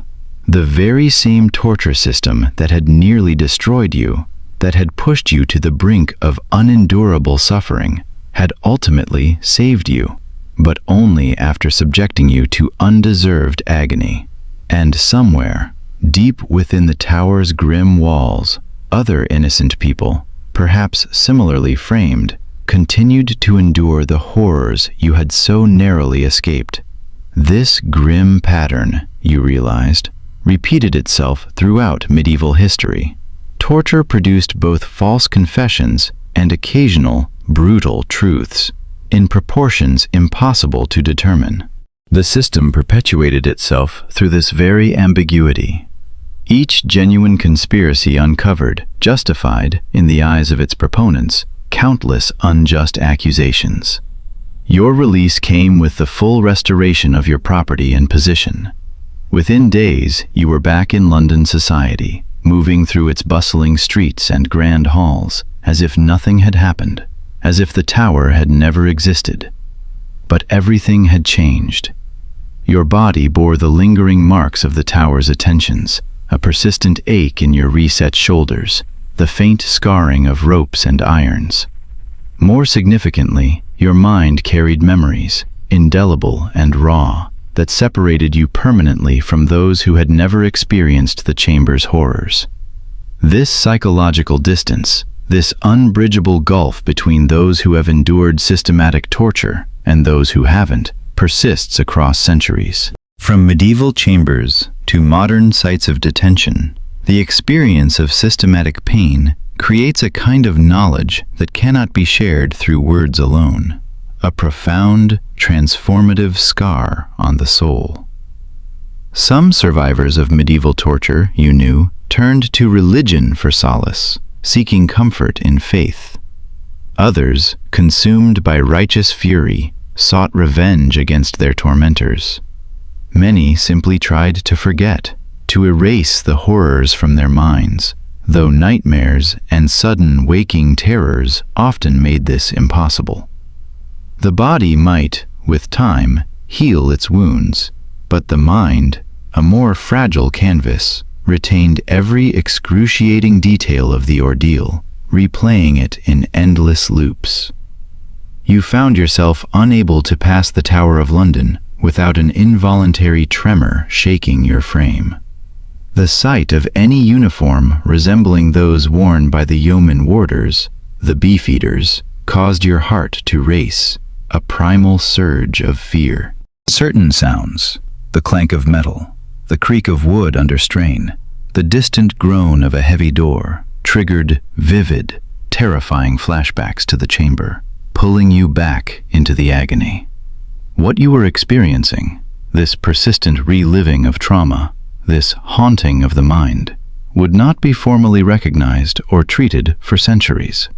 Medieval society had no concept of psychological injury separate from physical harm or spiritual affliction. Those suffering from what we now call post-traumatic stress were often considered melancholic, suffering from an imbalance of humors, or, more darkly, possessed by malevolent spirits, further isolating them in their suffering. As weeks slowly passed, stretching into months, you began to understand that your experience in the tower had changed you permanently, irrevocably. Not just in the lingering pain of injured joints or the nightmares that continued to disturb your fitful sleep, but in how you viewed authority, justice, human nature itself. This chilling transformation from innocent civilian to torture survivor repeated itself countless times throughout the medieval period. In England alone, hundreds passed through the tower's chambers. In Spain, the Inquisition processed thousands. Across Europe, local authorities and royal powers employed torture as a standard, accepted investigative tool for serious crimes. The specific methods varied by region and period. In Germany, the strappado was most common. In France, the broquis, wooden boards tightened around the legs until bones shattered, a slow, agonizing crushing, gained favor. Spain, as Bonner had proudly detailed, refined water torture to an art form, a terrifying dance with simulated drowning. England, conversely, specialized in stretching techniques like the rack, designed to dislocate and dismember with methodical precision. Despite these regional variations, the fundamental, flawed logic remained constant. Physical pain, inflicted with sufficient intensity, would inevitably extract the truth. This deeply ingrained assumption persisted despite ample, horrifying evidence that torture produced whatever confession the torturer sought, true or false. A testament to the human capacity for self-deception in the pursuit of perceived justice. Bishop Bonner, whose brutal attentions you had so narrowly escaped, continued his grim career, rising in prominence under Queen Mary I. He earned his infamous nickname, the Devil's Dancing Bear, through his enthusiastic, almost joyous persecution of Protestants during Mary's brief reign. Historical records credit him with personally torturing and condemning dozens, if not hundreds, of individuals. Bonner's methods chillingly combined sophisticated psychological manipulation with brutal physical agony. He often began by treating prisoners with unexpected, disarming kindness, offering food, comfort, and engaging in reasoned theological discussion, hoping to win their confidence or break their will through persuasion. Only when this insidious approach failed, when his victims refused to yield, would he reveal his true sadistic nature, transitioning seamlessly to increasingly severe and imaginative tortures, a master of both mind and body. This calculated good cop, bad cop routine, a psychological tactic perfected centuries before the term itself was coined, proved disturbingly effective. The stark, jarring contrast between the initial, feigned kindness of Bonner's approach and the looming specter of his subsequent, promised cruelty served to profoundly disorient his victims. Their minds, already reeling from the shock of accusation and isolation, struggled to recalibrate, making any sustained resistance a Herculean task. Many, caught in this cruel psychological whiplash, found their resolve shattering, their spirits breaking, even before the first serious physical torture ever began. Bishop Bonner's infamous career stands as a chilling testament to how torture in medieval Europe transcended mere physical torment. It was not a blunt instrument of pain, but a meticulously crafted, sophisticated system designed to utterly dismantle the individual's will. This intricate process ingeniously combined psychological manipulation, the profound despair of social isolation, the disorienting effects of sensory deprivation, and, finally, the crushing weight of physical suffering. Every single element was calibrated with the singular, devastating aim of annihilating resistance and extracting the desired confession. The medieval torture chamber, therefore, was far more than a simple arena for inflicting pain. It was a crucible of psychological warfare, reflecting a surprisingly developed, albeit brutal, understanding of human nature. Its practitioners, though lacking formal psychological training, intuitively grasped that fear, particularly the dread of what might come, often surpassed actual pain in its efficacy. They recognized that the mere anticipation of suffering could multiply its impact exponentially, turning imagined torment into a living reality. They understood precisely how to leverage social isolation, stripping away all human connection, and sensory manipulation, overwhelming or depriving the senses, to systematically weaken even the most resolute will. This profound psychological dimension set medieval European torture apart from simpler, more direct forms of punitive violence found in other historical contexts. The chamber wasn't merely a place where agony was administered. It was a carefully designed environment where every detail, from the chilling architecture to the precise sequence of procedures, all served the overarching goal of breaking human resistance. As you slowly, painstakingly attempted to rebuild your shattered life after your ordeal in the tower, you quickly discovered a harsh, unforgiving truth. Society offered precious little sympathy, let alone understanding, for torture survivors. Those fortunate enough never to have experienced its depths found themselves utterly incapable of comprehending it, their imaginations failing to bridge the chasm of your reality. Those who staunchly approved of the judicial system saw no reason to question its efficacy or its terrifying effects. And even those few who might have harbored a flicker of sympathy were often too consumed by their own fears, wary of any association with someone once accused of treason, regardless of subsequent exoneration. This profound social isolation, the agonizing inability to share, process, or even articulate the traumatic experiences, compounded the psychological damage wrought by the torture itself. In a world devoid of community support, and centuries away from formal therapeutic approaches, survivors like you largely suffered in agonizing silence, their invisible wounds proving as deep and lasting as any physical scars. Months after your release, a chance encounter in a dimly lit London tavern brought you face to face with a former tower guard. He sat at a rough wooden table, quaffing ale, his boisterous laughter echoing amidst the clatter of tankards. He didn't recognize you. To him, prisoners were interchangeable bodies, mere anonymous objects processed through a system, not individual human beings with lives, hopes, or suffering. You watched him drink and laugh, seemingly unburdened by his daily participation in systematic cruelty. This observation offered a stark insight into how torture persisted in medieval society. Those who administered it, from the lowest guard to the highest interrogator, mastered the art of compartmentalization, separating their professional duties from any nagging moral responsibility.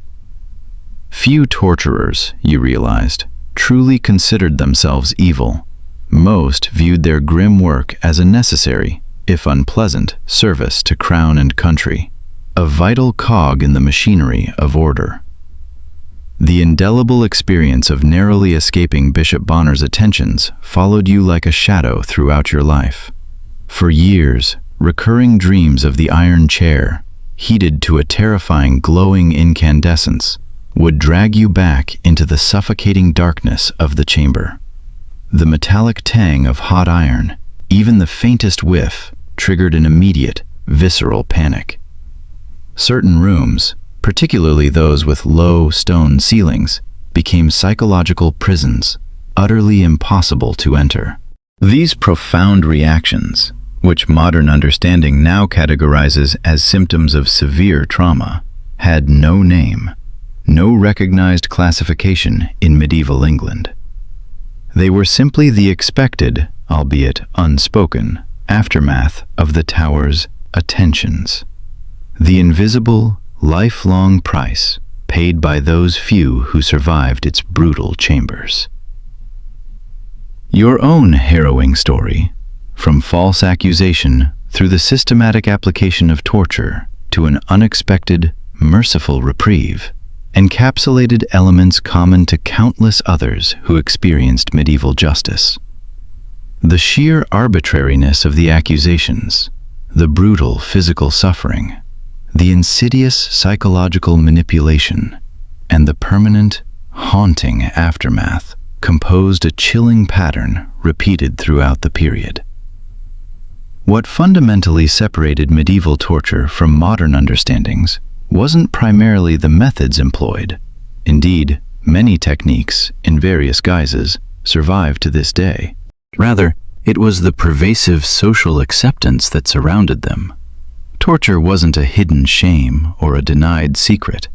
It was an acknowledged, meticulously regulated part of the justice system, complete with established rules, formalized procedures, and official positions for its practitioners. This institutional nature, this open and sanctioned integration into the fabric of society, made medieval torture particularly insidious. Operating openly under royal authority, administered by professionals following established protocols, it carried a legitimacy that isolated instances of cruelty, however brutal, could never achieve. As you idly traced the raised scars on your thumbs, permanent, stark souvenirs of Dalton's merciless attentions, you began to grasp a profound truth that few of your contemporaries could ever fathom. The often assumed distance between civilization and barbarism, you understood, was far narrower, far more permeable than most imagined. Normal, ostensibly decent people, when embedded within a system, could participate in truly terrible acts. Sophisticated societies, in their pursuit of order and truth, could incorporate methodical, institutionalized cruelty into their very structures. The capacity for sanctioned suffering, you realized with a shiver, lay just beneath the polished surface of any ordered community. Years unfolded after your harrowing experience in the Tower of London. Life, in its resilient way, returned to a semblance of normality, though the memories, like phantom pains, never truly faded. Then, in the year 1455, England plunged into the chaos of civil war, a brutal conflict later to be famously named the Wars of the Roses. As political fortunes shifted violently, alliances fractured, and loyalties became a deadly gamble, you decided that England had become too dangerous a place for a man like you. Like many merchants, scholars, and artisans fleeing the escalating conflict, you made your way to the European continent, seeking safety and a fresh start. Your travels first took you to the German lands, not yet a unified country, but a complex, vibrant patchwork of independent cities, powerful principalities, and influential ecclesiastical territories nestled within the sprawling Holy Roman Empire. Here, far removed from the formidable walls of the Tower of London, you discovered that the art of torture, adapted to local legal traditions and cultural practices, had taken on strikingly different forms. In Nuremberg, one of the great imperial free cities, you encountered a justice system that was both eerily similar to and subtly distinct from England's. Like England, Nuremberg readily employed torture as an investigative tool, a means to extract confessions and information. However, unlike England, where torture remained primarily a tool of state security, reserved largely for political prisoners and suspected traitors, German cities applied it far more broadly, extending its reach to ordinary criminal cases, from theft to murder. The German approach to torture, you learned, was rigorously systematized under what scholars would later term the Carolina Code, the comprehensive criminal law of Emperor Charles V. Formally issued in 1532, but already profoundly influential in legal practice across the empire. This code established specific, detailed guidelines for when and how torture could be applied, creating a paradoxical framework that simultaneously enabled and ostensibly constrained judicial cruelty. Under the dictates of the Carolina Code, torture was not to be applied lightly, nor merely upon accusation. It required substantial preliminary evidence, the testimony of multiple eyewitnesses, compelling physical evidence, or a documented history of similar crimes had to exist before torture could be authorized.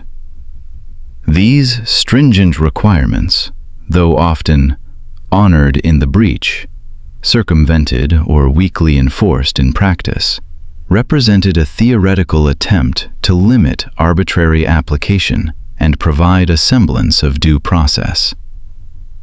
In Nuremberg's imposing town hall, you were granted permission to observe a criminal proceeding, not the torture itself, which remained a private, clandestine affair, but the judicial process that surrounded and legitimized it. A local official, his face impassive, explained the graduated system of torture employed in the German lands. "We begin," he explained, "with terrotio verbalis, verbal intimidation.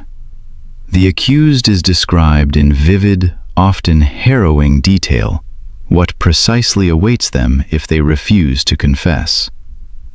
The power of imagination, you realized, was a potent weapon. Many, he continued, would break at this initial stage, their wills crumbling under the sheer weight of anticipated horror, requiring no physical methods whatsoever. This sophisticated psychological dimension, using the potent force of fear as a precursor to actual pain, was a recurring motif throughout European torture systems. The mind's ability to anticipate and project suffering, you reflected, often proved more effective, more crushing, than suffering itself.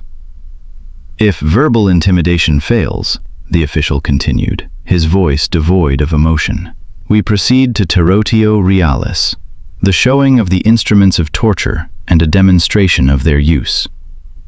The accused," he elaborated, "would be brought to the chamber and forced to watch as the fearsome devices were meticulously prepared and, often, demonstrated on inanimate objects or even the torturer's assistants, revealing their horrifying capabilities." This staged demonstration, a chilling theatrical performance of impending pain, constituted a crucial psychological phase in German judicial torture. Court records, you learned, showed that significant numbers of accused confessed during this terrifying demonstration phase, their will broken by the sight and sound of what awaited them, before ever experiencing actual physical torture. "Only if these preliminary measures fail," the official concluded, his gaze steady, "do we proceed to the quaestio ordinaria, actual physical torture. And even then," he added, almost as an afterthought, "we follow strict protocols regarding duration, intensity, and medical supervision." These meticulously detailed protocols revealed the profound, unsettling paradox of medieval torture, a system designed to inflict extreme suffering, while simultaneously attempting to regulate that suffering through an elaborate web of bureaucratic rules. The enduring tension between unbridled cruelty and the self-imposed administrative constraint, you realized, defined judicial torture throughout its long, dark history. In Nuremberg, your morbid curiosity led you to visit the underground chambers beneath the town hall, where torture was conducted. Unlike the austere, almost primitive stone simplicity of the tower's dungeons, the Nuremberg torture chamber was almost clinically equipped, a macabre workshop of pain. Various specialized devices, each designed for particular agonizing effects, lined the cold, damp walls. The German territories, you observed, had developed their own characteristic, often grotesquely inventive instruments. The most infamous, you learned, was the pear of anguish, a pear-shaped metal device inserted into bodily orifices and then slowly expanded by turning a screw mechanism, causing excruciating internal damage. The knee splitter used pointed spikes to crush the delicate knee joint between heavy wooden plates. The breast ripper, used primarily on women accused of adultery or abortion, tore flesh with heated metal claws. What struck you most about the German approach was its methodical, almost scientific nature. Torture here wasn't just systematic in its application, but in its very design. Each device was meticulously engineered for specific effects, calibrated to produce maximum, agonizing pain, without necessarily causing immediate death. This reflected, you mused, a broader German cultural emphasis on technical precision and meticulous craftsmanship, applied with chilling detachment to the very production of suffering. From Germany, your travels took you westward to France, where torture, you discovered, had developed yet another distinctive regional character. Here, under the système judiciaire of the powerful royal courts, torture functioned as an integral part of an inquisitorial legal process, fundamentally distinct from both the English common law and the German codified approaches.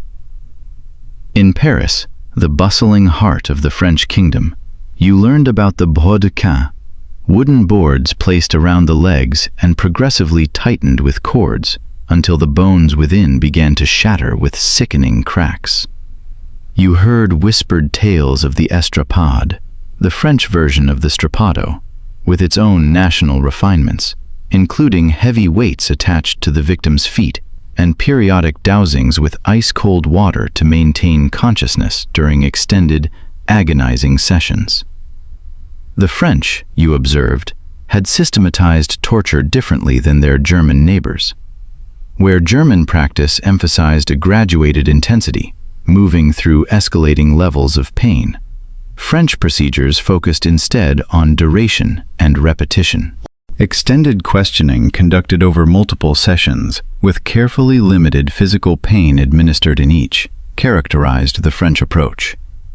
A learned French legal scholar, whom you befriended, explained the chilling rationale. Constant, moderate pain, offered with little to no hope of relief, broke resistance far more effectively than a brief, albeit extreme, agony. The mind, he posited, eventually surrendered when it recognized that the suffering would continue indefinitely, a relentless, inescapable tide. This profound insight, that hopelessness often proved more devastating than pain itself, informed the entire French torture system. By carefully managing physical suffering to permit its extended application, French authorities created a psychological environment where any continued resistance simply seemed futile, pointless. Your extensive European travels gradually provided you with a unique and sobering perspective on how torture varied by region, reflecting diverse legal philosophies and cultural practices, while simultaneously maintaining certain grim constants. Everywhere you went, it served both punitive and investigative functions. Everywhere, it combined physical and psychological elements, a cruel duet of torment. Everywhere, it operated within a carefully constructed framework of rules and procedures, however flimsy, that sought to create an illusion of judicial propriety, a veneer of legitimacy. Most significantly, you realized, everywhere torture existed, it invariably created the same fundamental, insoluble problem: the inherent impossibility of definitively distinguishing true confessions from false ones. Whether in the dank chambers of England, the clinical workshops of Germany, the prolonged sessions of France, or elsewhere, torture reliably produced the information the torturers sought: regardless of whether that information corresponded to objective reality or was merely a desperate fabrication to make the pain cease.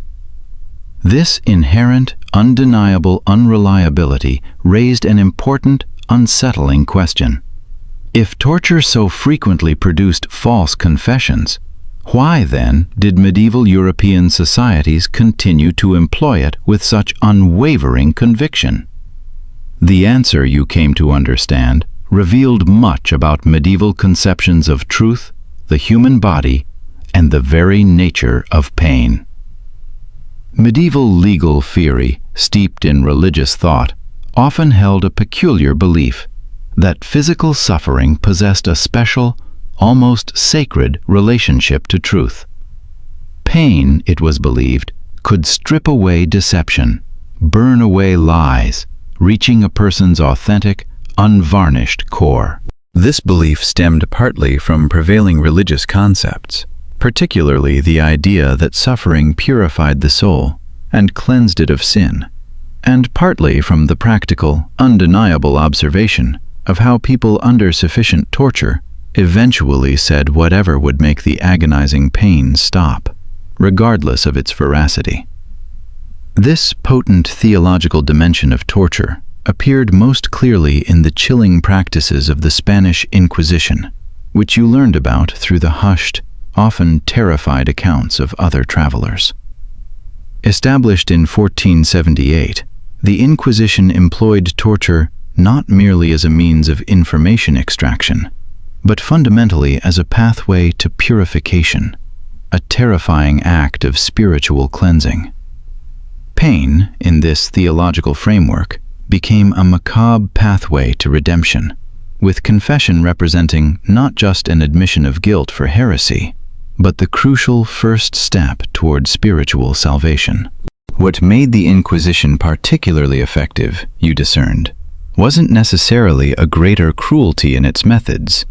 They utilized largely the same techniques as secular courts, sometimes even less extreme, but rather the comprehensive, pervasive nature of their approach, seamlessly combining absolute spiritual authority with formidable judicial power.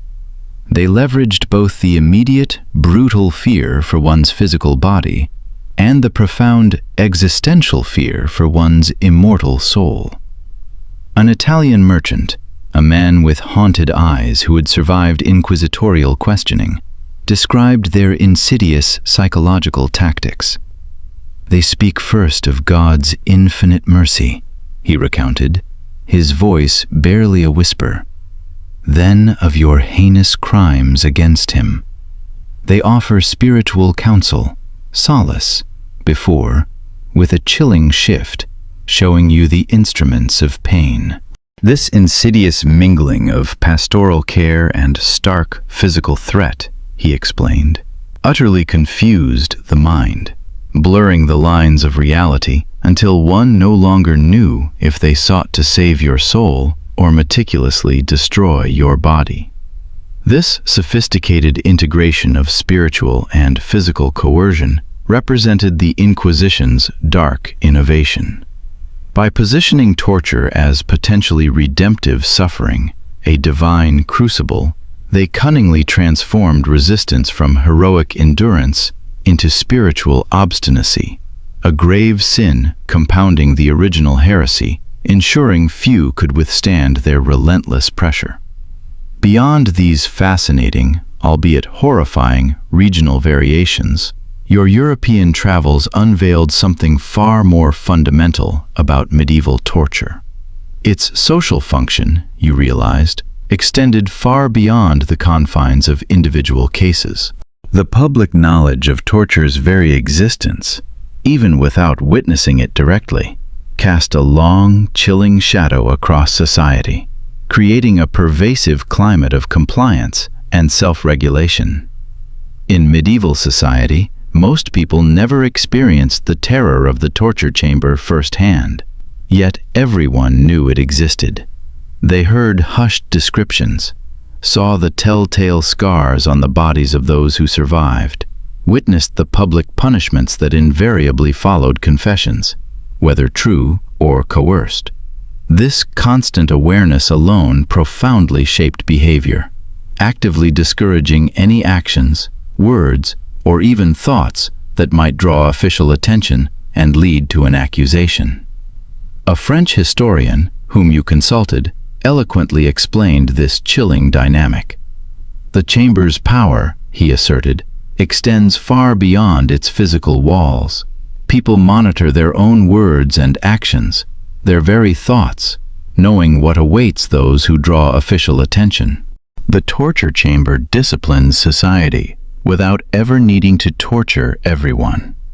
This profound concept that torture functioned as a broader system of social control, maintained and enforced through pervasive fear, helped explain why medieval authorities stubbornly maintained it, despite its acknowledged unreliability for extracting objective truth. The actual truth of individual confessions, you understood, mattered far less than the generalized effect of fearful compliance it instilled across the populace. As your European journey continued, eventually leading you to the grand mercantile city of Venice in northern Italy, you encountered a particularly sophisticated and chilling application of this very principle. The Venetian Republic, renowned for its complex governmental structures and subtle political machinations, had developed torture into an administrative science, a bureaucratic tool of control. In the Doge's palace, the very seat of Venetian government, torture chambers were physically incorporated into the architecture of governance itself. The infamous pozzi, wells, and piombi, leads, dungeon cells located below water level, dark, damp, and often flooded, and in the scorching attics respectively, created environmental torture through extreme conditions even before physical methods were applied.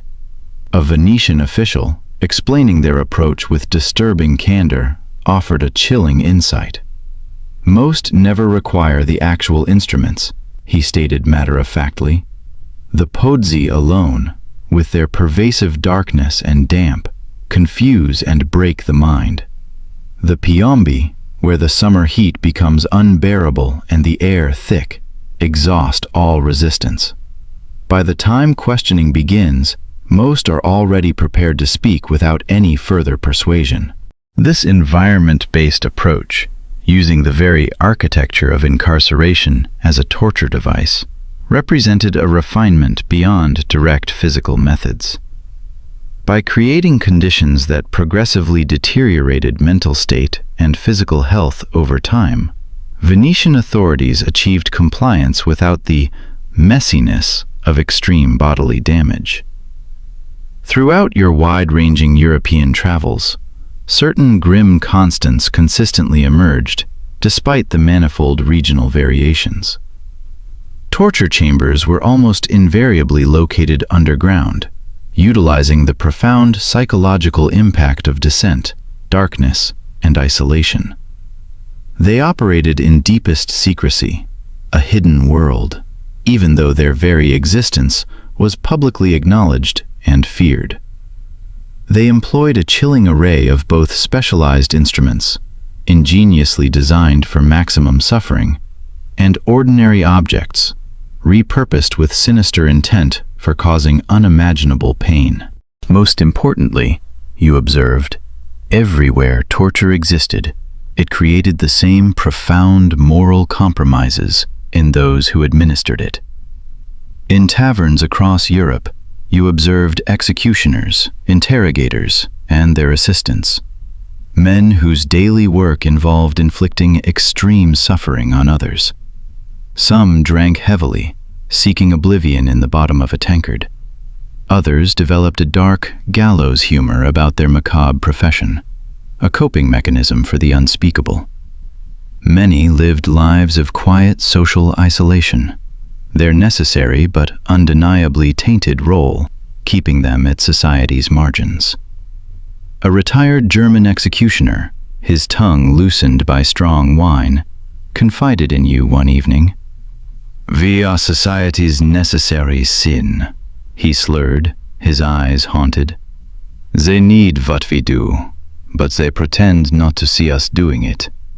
We make possible their illusion of justice without barbarism.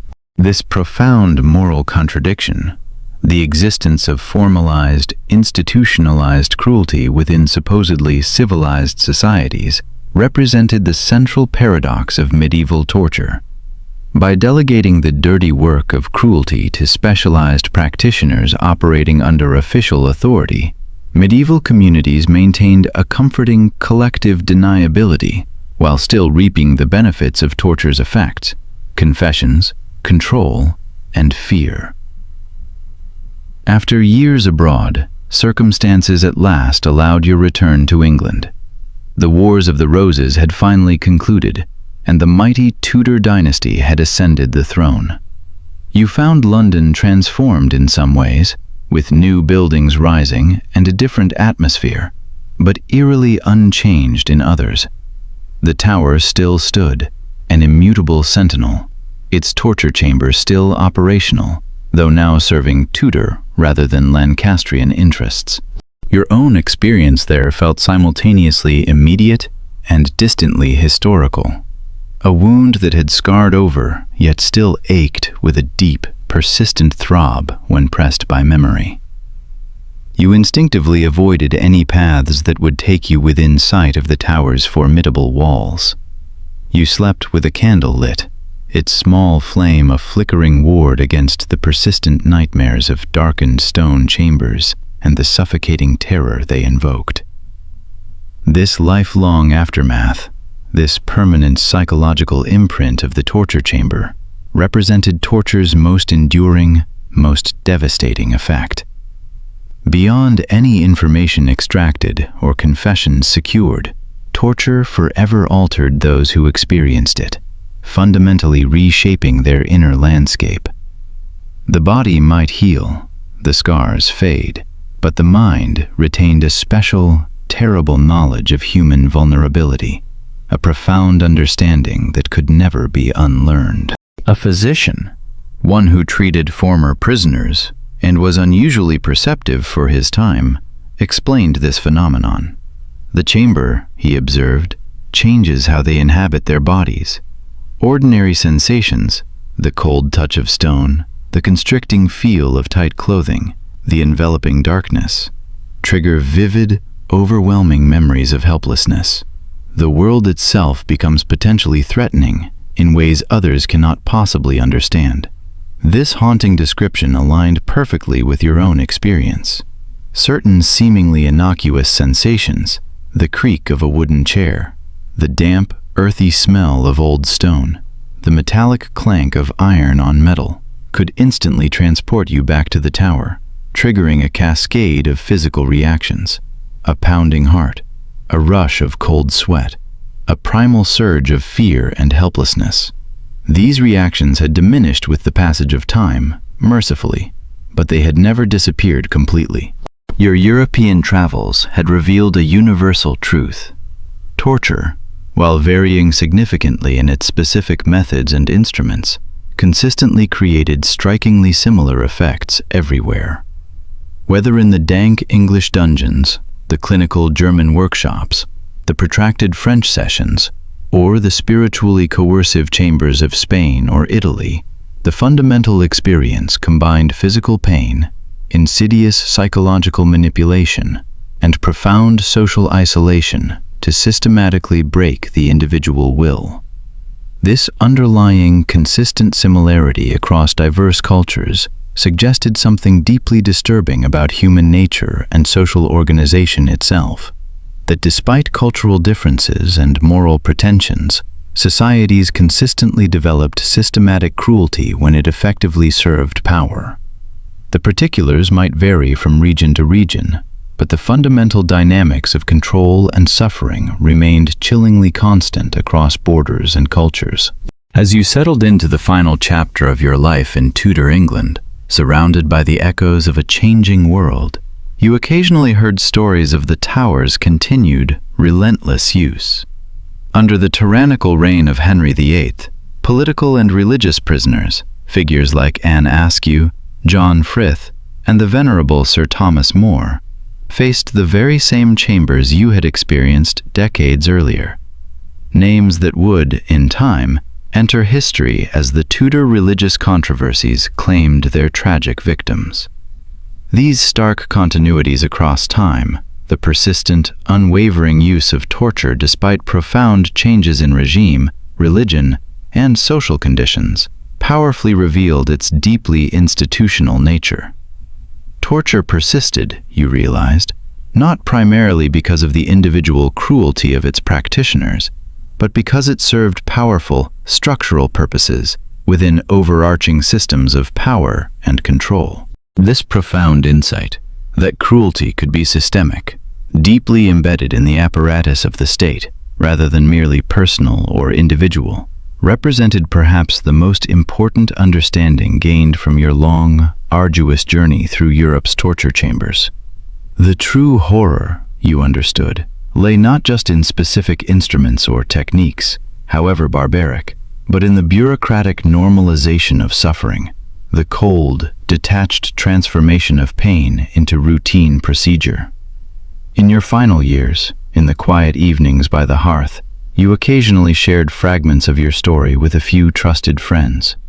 Some listened with profound sympathy, their faces etched with sorrow. Others reacted with discomfort, even outright disbelief, struggling to reconcile your lived experience with their comforting worldview. Most struggled to comprehend how such systematic cruelty could possibly coexist with the religious and civic values medieval society so loudly claimed to uphold. This profound cognitive dissonance, the yawning gap between proclaimed values and actual brutal practices, precisely defined the uneasy place of torture in medieval Europe. Communities simultaneously maintained contradictory beliefs, that justice required humane treatment, and that torture was absolutely necessary for security and the revelation of truth. This glaring contradiction persisted largely because most people never had to directly confront it, experiencing torture only as a distant, abstract reality affecting others, rarely touching their own lives. Your own experience, however, had brutally stripped away this comfortable distance. Having felt the crushing pressure of the thumbscrews and the agonizing tension of the rack, you could no longer maintain the comforting fiction that torture happened only to the guilty, or that it reliably produced truth. You knew firsthand, with every ache in your bones and every scar on your flesh, how easily innocent flesh broke under sufficient pain. This harrowing knowledge, the raw, lived reality of the torture chamber rather than its sanitized legal theory, represented a perspective few in medieval society possessed. Most people, even those who authorized and administered torture, stubbornly maintained comforting illusions about its justice and absolute necessity. Your journey through Europe's varying torture systems had, in the end, revealed a single, fundamental, and immutable truth: that despite all the regional differences in methods, instruments, and procedures, torture everywhere served the same essential, grim functions. It aimed at extracting confessions, regardless of their truth. It punished through the agonizing process itself, rather than merely through a final outcome. And, perhaps most significantly, it created broader social compliance through the chilling, exemplary fear it instilled. This deep understanding finally placed your personal experience within a larger historical pattern, transforming it not into an isolated, incomprehensible trauma, but into one poignant instance of a widespread, institutionalized practice that profoundly shaped medieval concepts of truth, the human body, justice, and power throughout Europe. As night quietly fell on your final evening of reminiscence, you reflected on how the memory of the torture chamber had both haunted and profoundly instructed you. It had shown you the terrifying fragility of the human spirit, how easily bodies and wills could break under systematic, relentless pressure.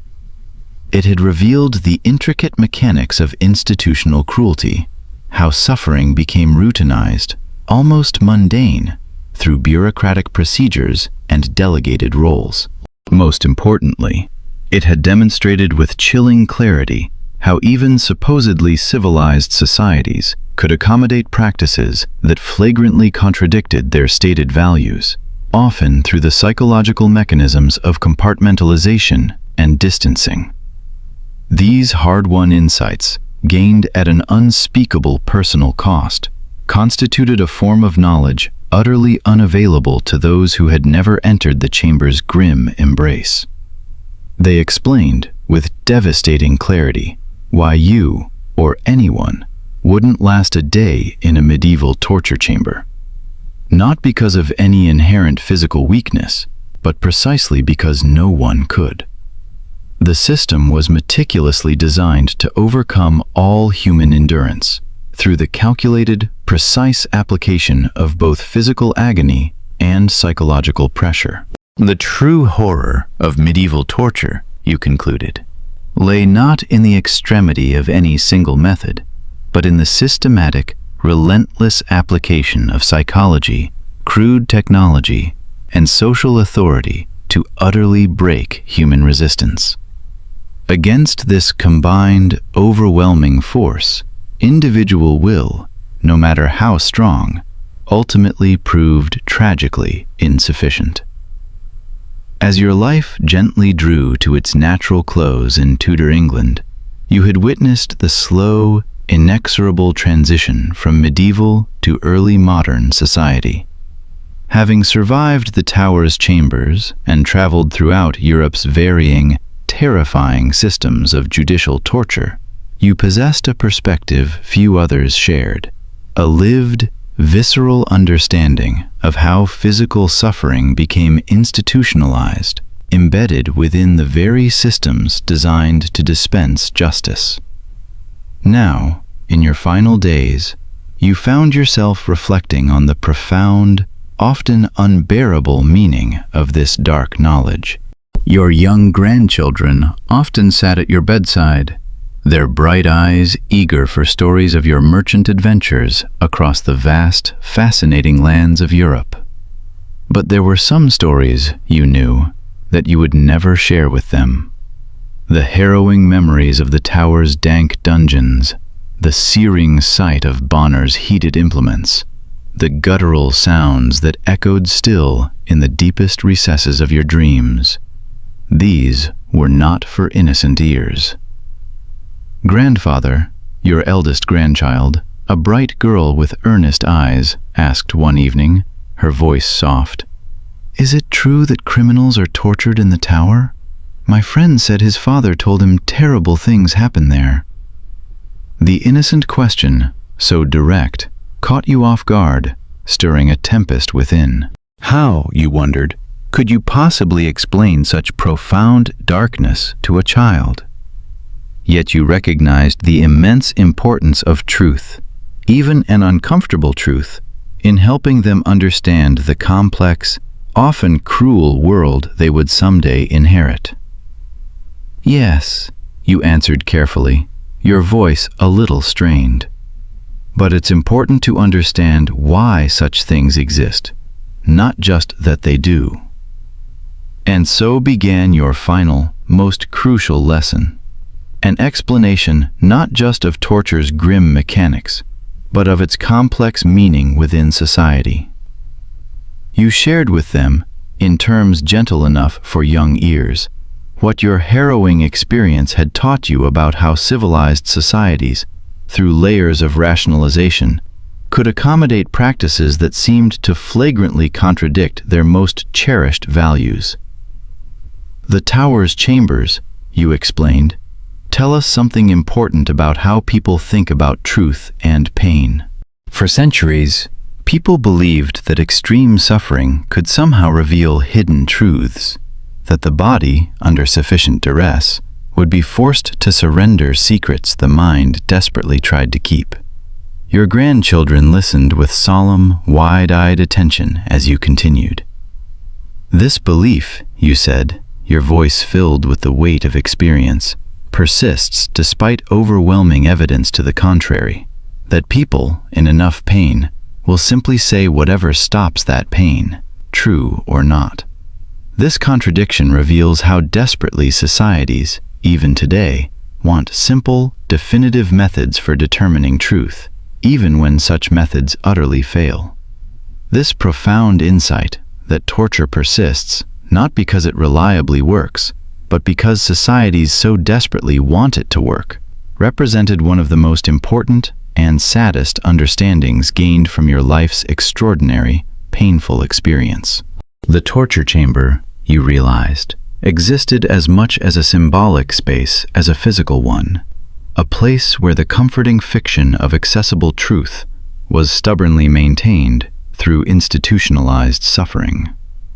But why would the king allow such things? Your granddaughter asked, her young mind still operating in the simple, clear-cut moral framework of childhood. The question cut directly to the heart of political authority in medieval and early modern Europe.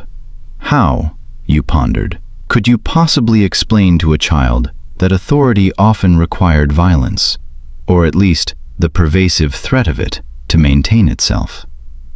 Kings and queens, you said carefully, choosing your words with precision, believe they must protect their realms from dangers, both from outside their borders and from within.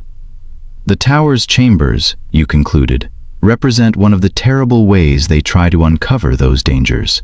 Whether this method is truly effective, or indeed morally justifiable, remains a question each individual must confront and answer for themselves. This carefully worded diplomatic response, tailored for innocent ears, seems to satisfy the children, though you carry the heavy burden of a truth far more intricate and unsettling than you dare reveal. The full reality, a mosaic of fear, power, and human fragility, is a labyrinth you navigate alone. Throughout medieval Europe, the very bedrock of royal authority rested upon its exclusive claim to legitimate violence, the perilous distinction between criminal cruelty and force sanctioned by the crown. Torture, in its chilling precision, embodies the most extreme manifestation of this distinction, elevating what would otherwise be considered barbaric assault into a cold, calculated, and official procedure. As you recount these historical frameworks to your eager grandchildren, a somber realization settles upon you. You are bestowing upon them a perspective few of their generation will ever receive. It is an understanding of torture forged not from the detached abstract of legal theory, nor the sensational whispers of popular rumor, but from the searing, indelible crucible of direct, personal experience. This hard-won knowledge, excruciatingly painful in its acquisition, possesses an undeniable, if grim, value. It serves as a stark guide, illuminating for future generations the profound complexities woven into the fabric of justice, and the terrifying ease with which it can curdle into cruelty. Remember, you impress upon them, your voice low and grave, what transpires within those grim chambers does not merely affect those confined within. Its shadow stretches far beyond, touching everyone who merely knows of their existence. The tower's dungeons, you explain, are not just prisons. They are architects of a collective psyche, subtly shaping how people throughout England think and act, rendering them meticulously careful of their words and deeds, even when their consciences are clear and they have committed no crime. This profound insight, that torture functions primarily as a pervasive instrument of social control, extending its chilling grip far beyond its immediate victims, stands as one of the most sophisticated and agonizing understandings you have gleaned from your ordeal. The chamber's power, you know with chilling certainty, transcends its very walls, creating a society disciplined by the omnipresent, terrifying possibility of extreme suffering. After your grandchildren depart, their youthful laughter fading, your mind, now unburdened by the need for simplified truths, drifts towards the expansive historical tapestry your own life has traversed. You, who drew your first breath under the turbulent Lancastrian reign, who survived the brutal, internecine Wars of the Roses, now bear witness to the methodical consolidation of Tudor power.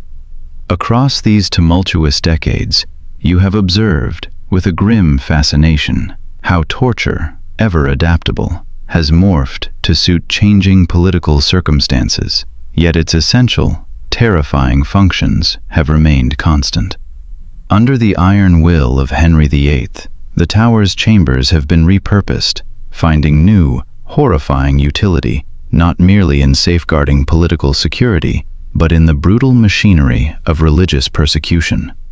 You recall the harrowing tale of Anne Askew, a steadfast Protestant whose story, whispered in hushed tones, has reached even your ears. She endured the rack with such unfathomable severity that her shoulders and hips were dislocated, rendering her broken body unable to walk to her own execution. She was carried to the stake in a chair, a stark tableau of shattered bone and unbroken will. To her last breath, she refused to betray the names of her fellow Protestants, the very information her torturers desperately sought. Stories like Anne Askew's lay bare an uncomfortable yet crucial truth about torture, one that starkly contradicts its theoretical justification. It reveals a chilling paradox. Those possessed of the strongest principles, the truly dedicated conspirators it supposedly targets, are often the very ones who resist longest, finding an inner fortitude that defies the most exquisite pain. Conversely, the innocent or peripherally involved, lacking such ideological conviction, tend to break quickly, offering false confessions or betrayals born of sheer agony. This fundamental contradiction, this systemic failure to extract reliable information from its intended targets, highlights one of torture's most profound and inherent flaws. That night, sleep offers no true escape. You find yourself plunged back into the tower's subterranean chamber, but this time, the role is reversed. You are not the prisoner, but an ethereal observer, witnessing a haunting procession of history's victims. From forgotten medieval peasants, their faces etched with nameless suffering, to famous Tudor nobility, their titles stripped away by pain, each endures the same fundamental, dehumanizing experience, transcending the particulars of their individual historical circumstances. The air is thick with unspoken agony, the walls echoing with phantom screams from centuries past and future. This dream vision, unsettling in its prophetic sweep, carries you across centuries you will never physically witness. You observe torture's slow, agonizing evolution, and its eventual, official abandonment. You see the gradual imposition of legal restrictions in the 17th century, as judges, increasingly troubled by its inherent unreliability and moral repugnance, begin to question its efficacy. You watch as public opinion, nudged by the dawning age of enlightenment, slowly shifts, with influential thinkers like Voltaire and Cesare Beccaria rising to condemn torture as both inherently ineffective and morally abominable. By the late 18th century, a wave of reform sweeps across Europe. Most states officially abolish judicial torture. Prussia abandons it in 1740. France follows suit in 1780, and other nations, one by one, join the chorus of enlightenment. Yet, even within the lucid clarity of your dream, a bitter truth emerges. Abolition on paper rarely signifies true elimination in practice. Unofficial torture, you observe, persists in countless hidden corners, veiled from public scrutiny, yet serving the same fundamental, brutal purposes. It adapts, retreating into the shadows, a clandestine malignancy in the underbelly of supposedly civilized societies.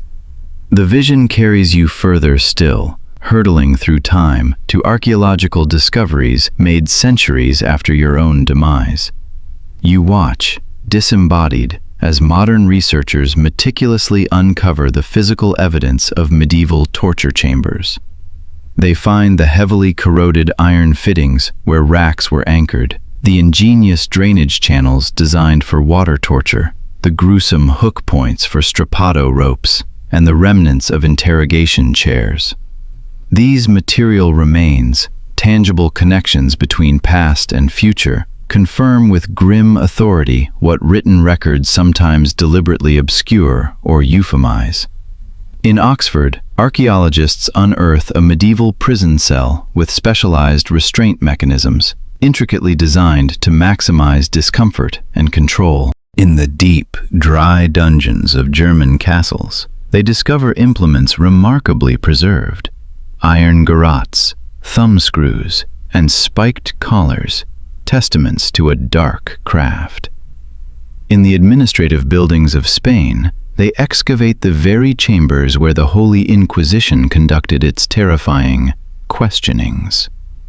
These discoveries, you realize, reveal the intricate physical infrastructure that supported judicial torture, the often overlooked technological aspects of cruelty that historical accounts, too often focused on legal theory, frequently miss.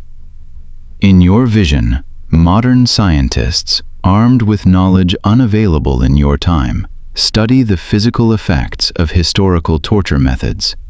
They conduct simulations and analyses, confirming with clinical precision what you learned through brutal, first-hand experience. They validate that techniques like the strappado, when applied as meticulously described in medieval manuals, indeed dislocate shoulders with horrifying efficiency. They prove that the rack does separate joints, tearing sinews and ligaments when operated according to historical accounts. They confirm that water torture, delivered in its various forms, creates the sensation of drowning, a suffocating terror, without necessarily causing immediate death. These scientific confirmations serve to validate the historical record, ensuring that future generations cannot dismiss such accounts as mere exaggeration or macabre fantasy. They provide incontrovertible material evidence for experiences many would prefer to consider impossible, demonstrating unequivocally that human ingenuity has, indeed, been applied systematically and deliberately to causing maximal pain, without necessarily extinguishing life. Most importantly, your dream vision reveals how future generations will come to understand medieval torture not solely in terms of physical torment, but through psychological frameworks entirely unavailable in your own era. Concepts like trauma, post-traumatic stress, and the insidious nature of psychological torture become recognized as equally, if not more, significant than purely physical methods. The lingering effects you experienced but could never articulate, the sudden flashbacks, the terror of nightmares, the involuntary, triggered responses to certain stimuli, all gain scientific recognition and comprehensive explanation. This psychological understanding represents perhaps the most profound evolution in how torture is conceptualized. Where medieval theory focused almost exclusively on the body as the sole site of truth extraction, future generations, with their deeper understanding of the human psyche, will recognize the mind as equally, if not more, significant, both in terms of torturous methods employed and their devastating, lasting effects. You awaken from this strange, prophetic dream with a sense of historical perspective impossible to grasp in waking life. Your individual experience, terrible and intensely personal as it was, now feels like a single, agonizing thread woven into a vast, intricate tapestry spanning centuries, from ancient, brutal practices through their medieval refinement to eventual official rejection, yet persistent clandestine use. This newfound historical perspective offers a cold comfort, certainly, but an undeniably important context. The suffering you endured was not senseless or isolated. It was a painful, integral part of long-standing institutional practices that would eventually face questioning, resistance, and slow, incremental reform.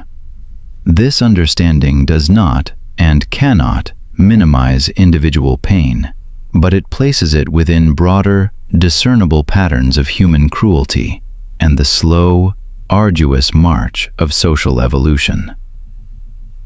The next morning, still grappling with the lingering echoes of your dream vision, you make a momentous decision.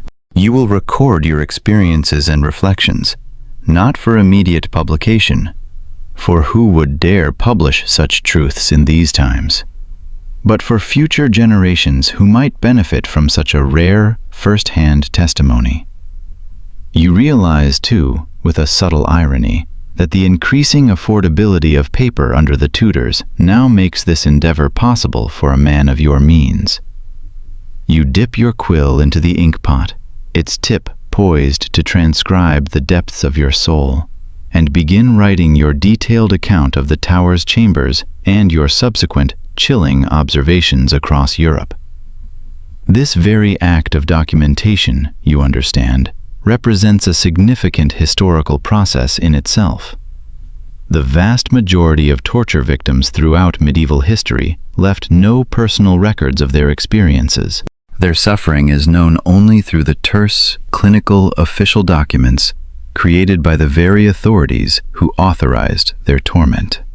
Bureaucratic records such as torture warrants, interrogation transcripts, or forced confessions. These documents, you know too well, tell partial stories at best, meticulously omitting the visceral, lived reality of the chamber. Your account, however, uniquely combines deeply personal experience with comparative observations across Europe, offering something exceedingly rare in historical records: a victim's raw, unfiltered perspective on institutionalized suffering. Though you possess no certainty that your writings will survive the ravages of time for future readers, the act of creating them feels profoundly important, a desperate, defiant testimony against the collective amnesia of history. As your quill scratches across the rough paper, each stroke a testament to memory and pain, you pause, considering what final wisdom you might distill, what central understanding your involuntary journey through Europe's torture chambers has ultimately provided. After much somber reflection, you settle on this profound conclusion. Torture reveals far more about the societies that institutionalize it than about the individuals who are forced to endure its barbarity. This piercing insight, that torture functions as a chilling mirror, reflecting society's deepest values, fears, and internal contradictions, represents your most profound and hard-won conclusion. The very existence of the chamber starkly exposes the gaping tensions between a society's stated principles and its actual practices, between its lofty theological ideals and its brutal administrative realities, between fundamental human empathy and cold institutional requirements.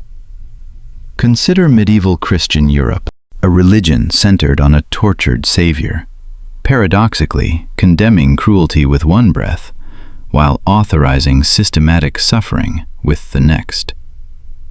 Societies that celebrated mercy, compassion, and redemption in their literature, their art, and their sermons, simultaneously maintained chambers meticulously designed to maximize human pain.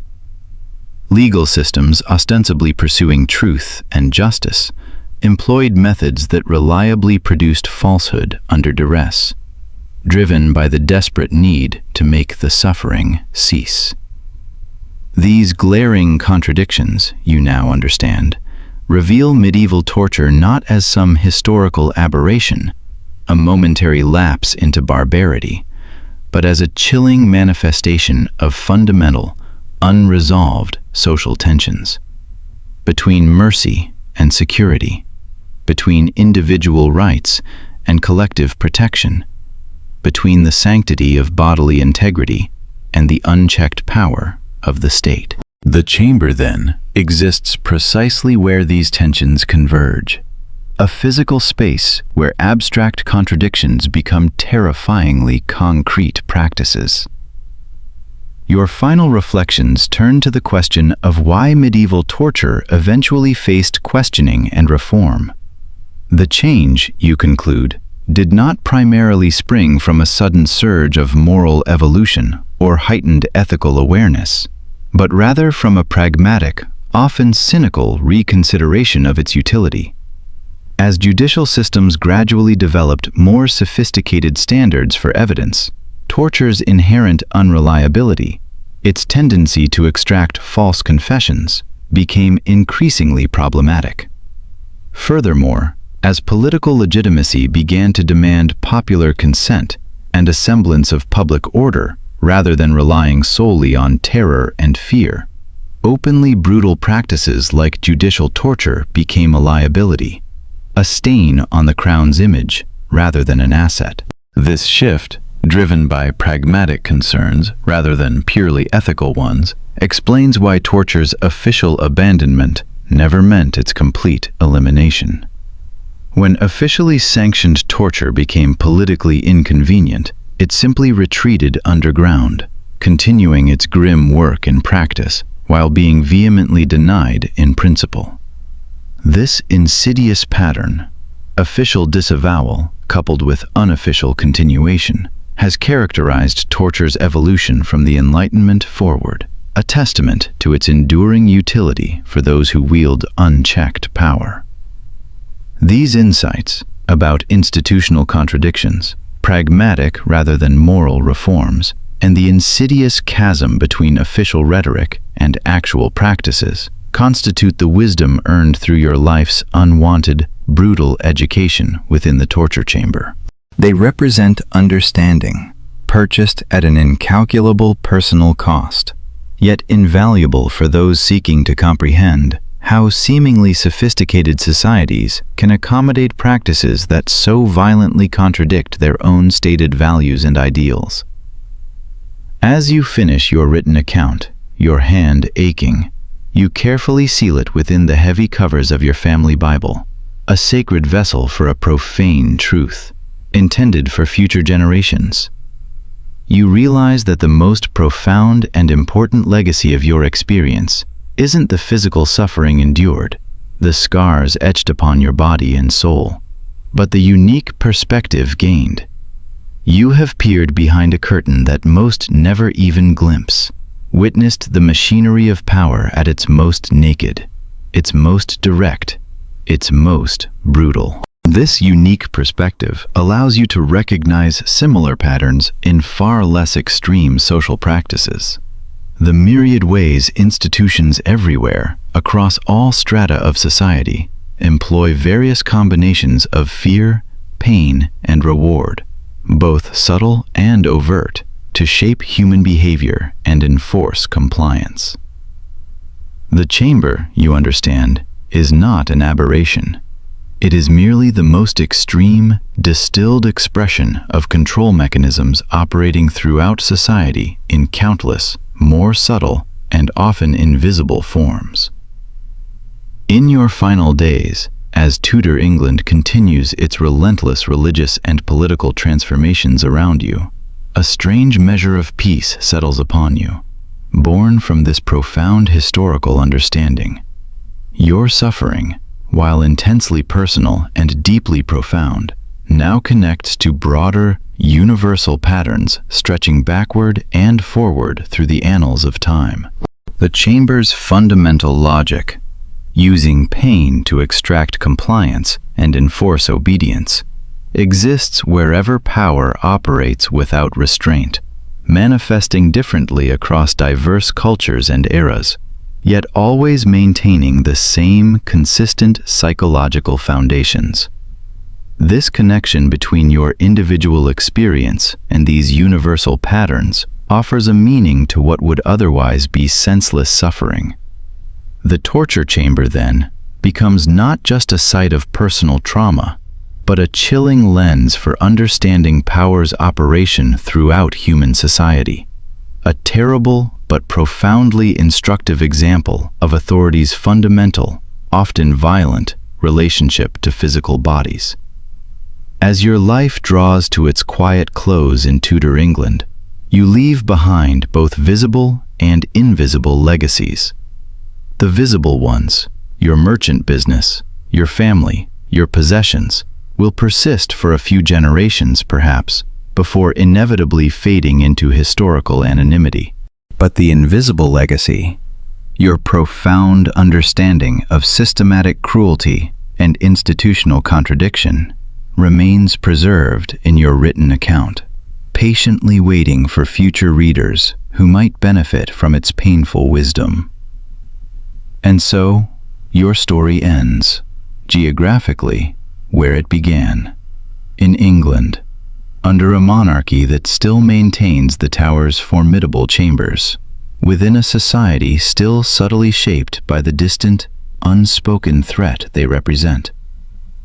Your harrowing journey through Europe's varying torture systems has brought you full circle, geographically, while utterly transforming you intellectually, providing a perspective impossible for those who have never experienced the chamber's brutal realities.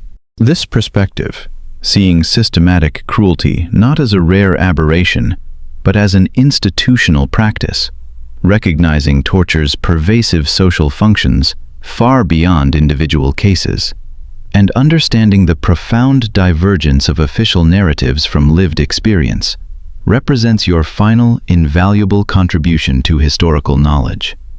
Though you could not save yourself from the chamber's grim attentions, your hard-won insights might serve as a beacon, helping future generations recognize and resist similar patterns in their own times. The wisdom earned through suffering becomes your enduring legacy. It is a testament to how even humanity's darkest, most abhorrent practices can yield important understanding when critically examined by those who somehow survive them.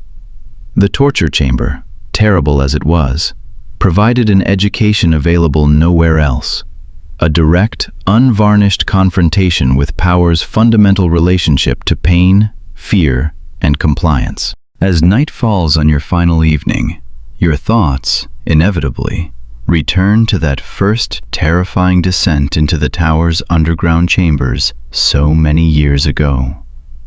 The raw, visceral fear you felt then has, over time, transformed into something far more complex. A profound, if melancholic, comprehension of why such places exist, how they function beyond their stated purposes, and what they truly reveal about the societies that maintain them. This comprehension, you know, does not erase the nightmares or magically heal the physical scars, but it provides a context, a framework of understanding that somehow makes them bearable. It connects individual suffering to collective patterns and immutable historical processes. Your experience in the chamber, while intensely personal, transcends individuality, participating in institutional practices spanning centuries and continents. With this understanding, a cold comfort in the encroaching darkness, you drift towards sleep one final time. Your long, arduous journey through medieval Europe's darkest institutions is complete. The wisdom gained at such terrible cost now passes, a sacred trust, to future generations who might, just might, recognize similar patterns in their own times, without requiring the direct, searing experience of the chamber's horrors. And perhaps that, you muse in your fading consciousness, represents the most valuable legacy of all, the tantalizing possibility that understanding history's darkest practices might help prevent their recurrence or continuation. That by truly comprehending why medieval torture chambers existed and how they functioned, future societies might be better equipped to recognize and resist institutional cruelty in their own eras, whatever insidious forms it might take. This profound hope that painful knowledge might ultimately serve a preventive purpose offers meaning to otherwise senseless suffering. The chamber's legacy thus becomes not just trauma, but education. Not just damage, but insight. Through this alchemical transformation of brutal experience into profound understanding, even history's darkest chapters can provide valuable illumination for the future. As your story concludes, this single, powerful insight remains its final offering. That confronting, rather than ignoring, humanity's chilling capacity for systematic cruelty provides the best, perhaps only, hope for eventually transcending it. The medieval torture chamber, properly understood, becomes not just a site of historical horror, but a crucial lesson in recognizing and resisting similar patterns, wherever and whenever they emerge. With this hard-won wisdom as your legacy, your journey through medieval Europe's torture chambers concludes. A dark, but profoundly instructive chapter in the broader human story of justice, power, suffering, and the eventual, if agonizingly slow, march toward reform.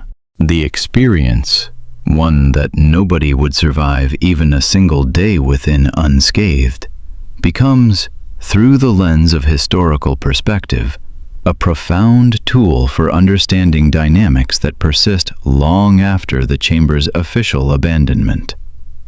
And there, in that crucial space between historical specificity and universal patterns, lies the chamber's most important lesson.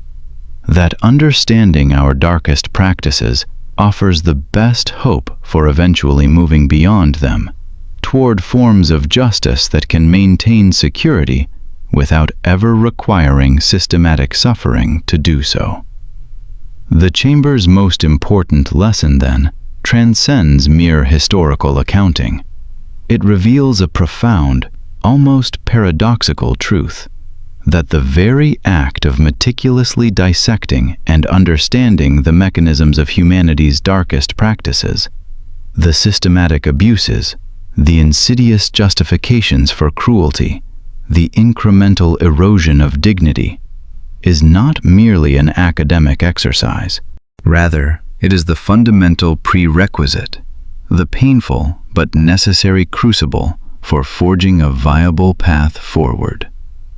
This isn't a call to dwell morbidly in the past's shadows, but an imperative to illuminate them fully and without equivocation, precisely so we can discern the subtle contours of their potential recurrence and prevent their resurgence. It underscores that genuine societal progress, the kind that truly elevates human civilization, cannot be built on willful ignorance or convenient amnesia. True security, far from arising from an oppressive order that silences dissent through systematic suffering, emerges instead from a robust, self-correcting system of justice that actively safeguards the inherent rights and dignity of every individual, valuing their unique contributions and vulnerabilities alike. Such justice demands continuous vigilance, a deep, abiding empathy that recognizes the human cost of any collective action, and an unwavering commitment to restorative rather than purely retributive principles. It implies a society that prioritizes human flourishing over expedient control, where institutional mechanisms are designed not to inflict pain, but to prevent it, and where historical memory serves as a potent ethical vaccine against the pathologies of power. To internalize this lesson is to commit to an unending ethical project, one that seeks to build a future where the specter of systematic suffering is not merely avoided by chance, but actively, consciously, and perpetually dismantled by design, ushering in an era of true, sustainable peace.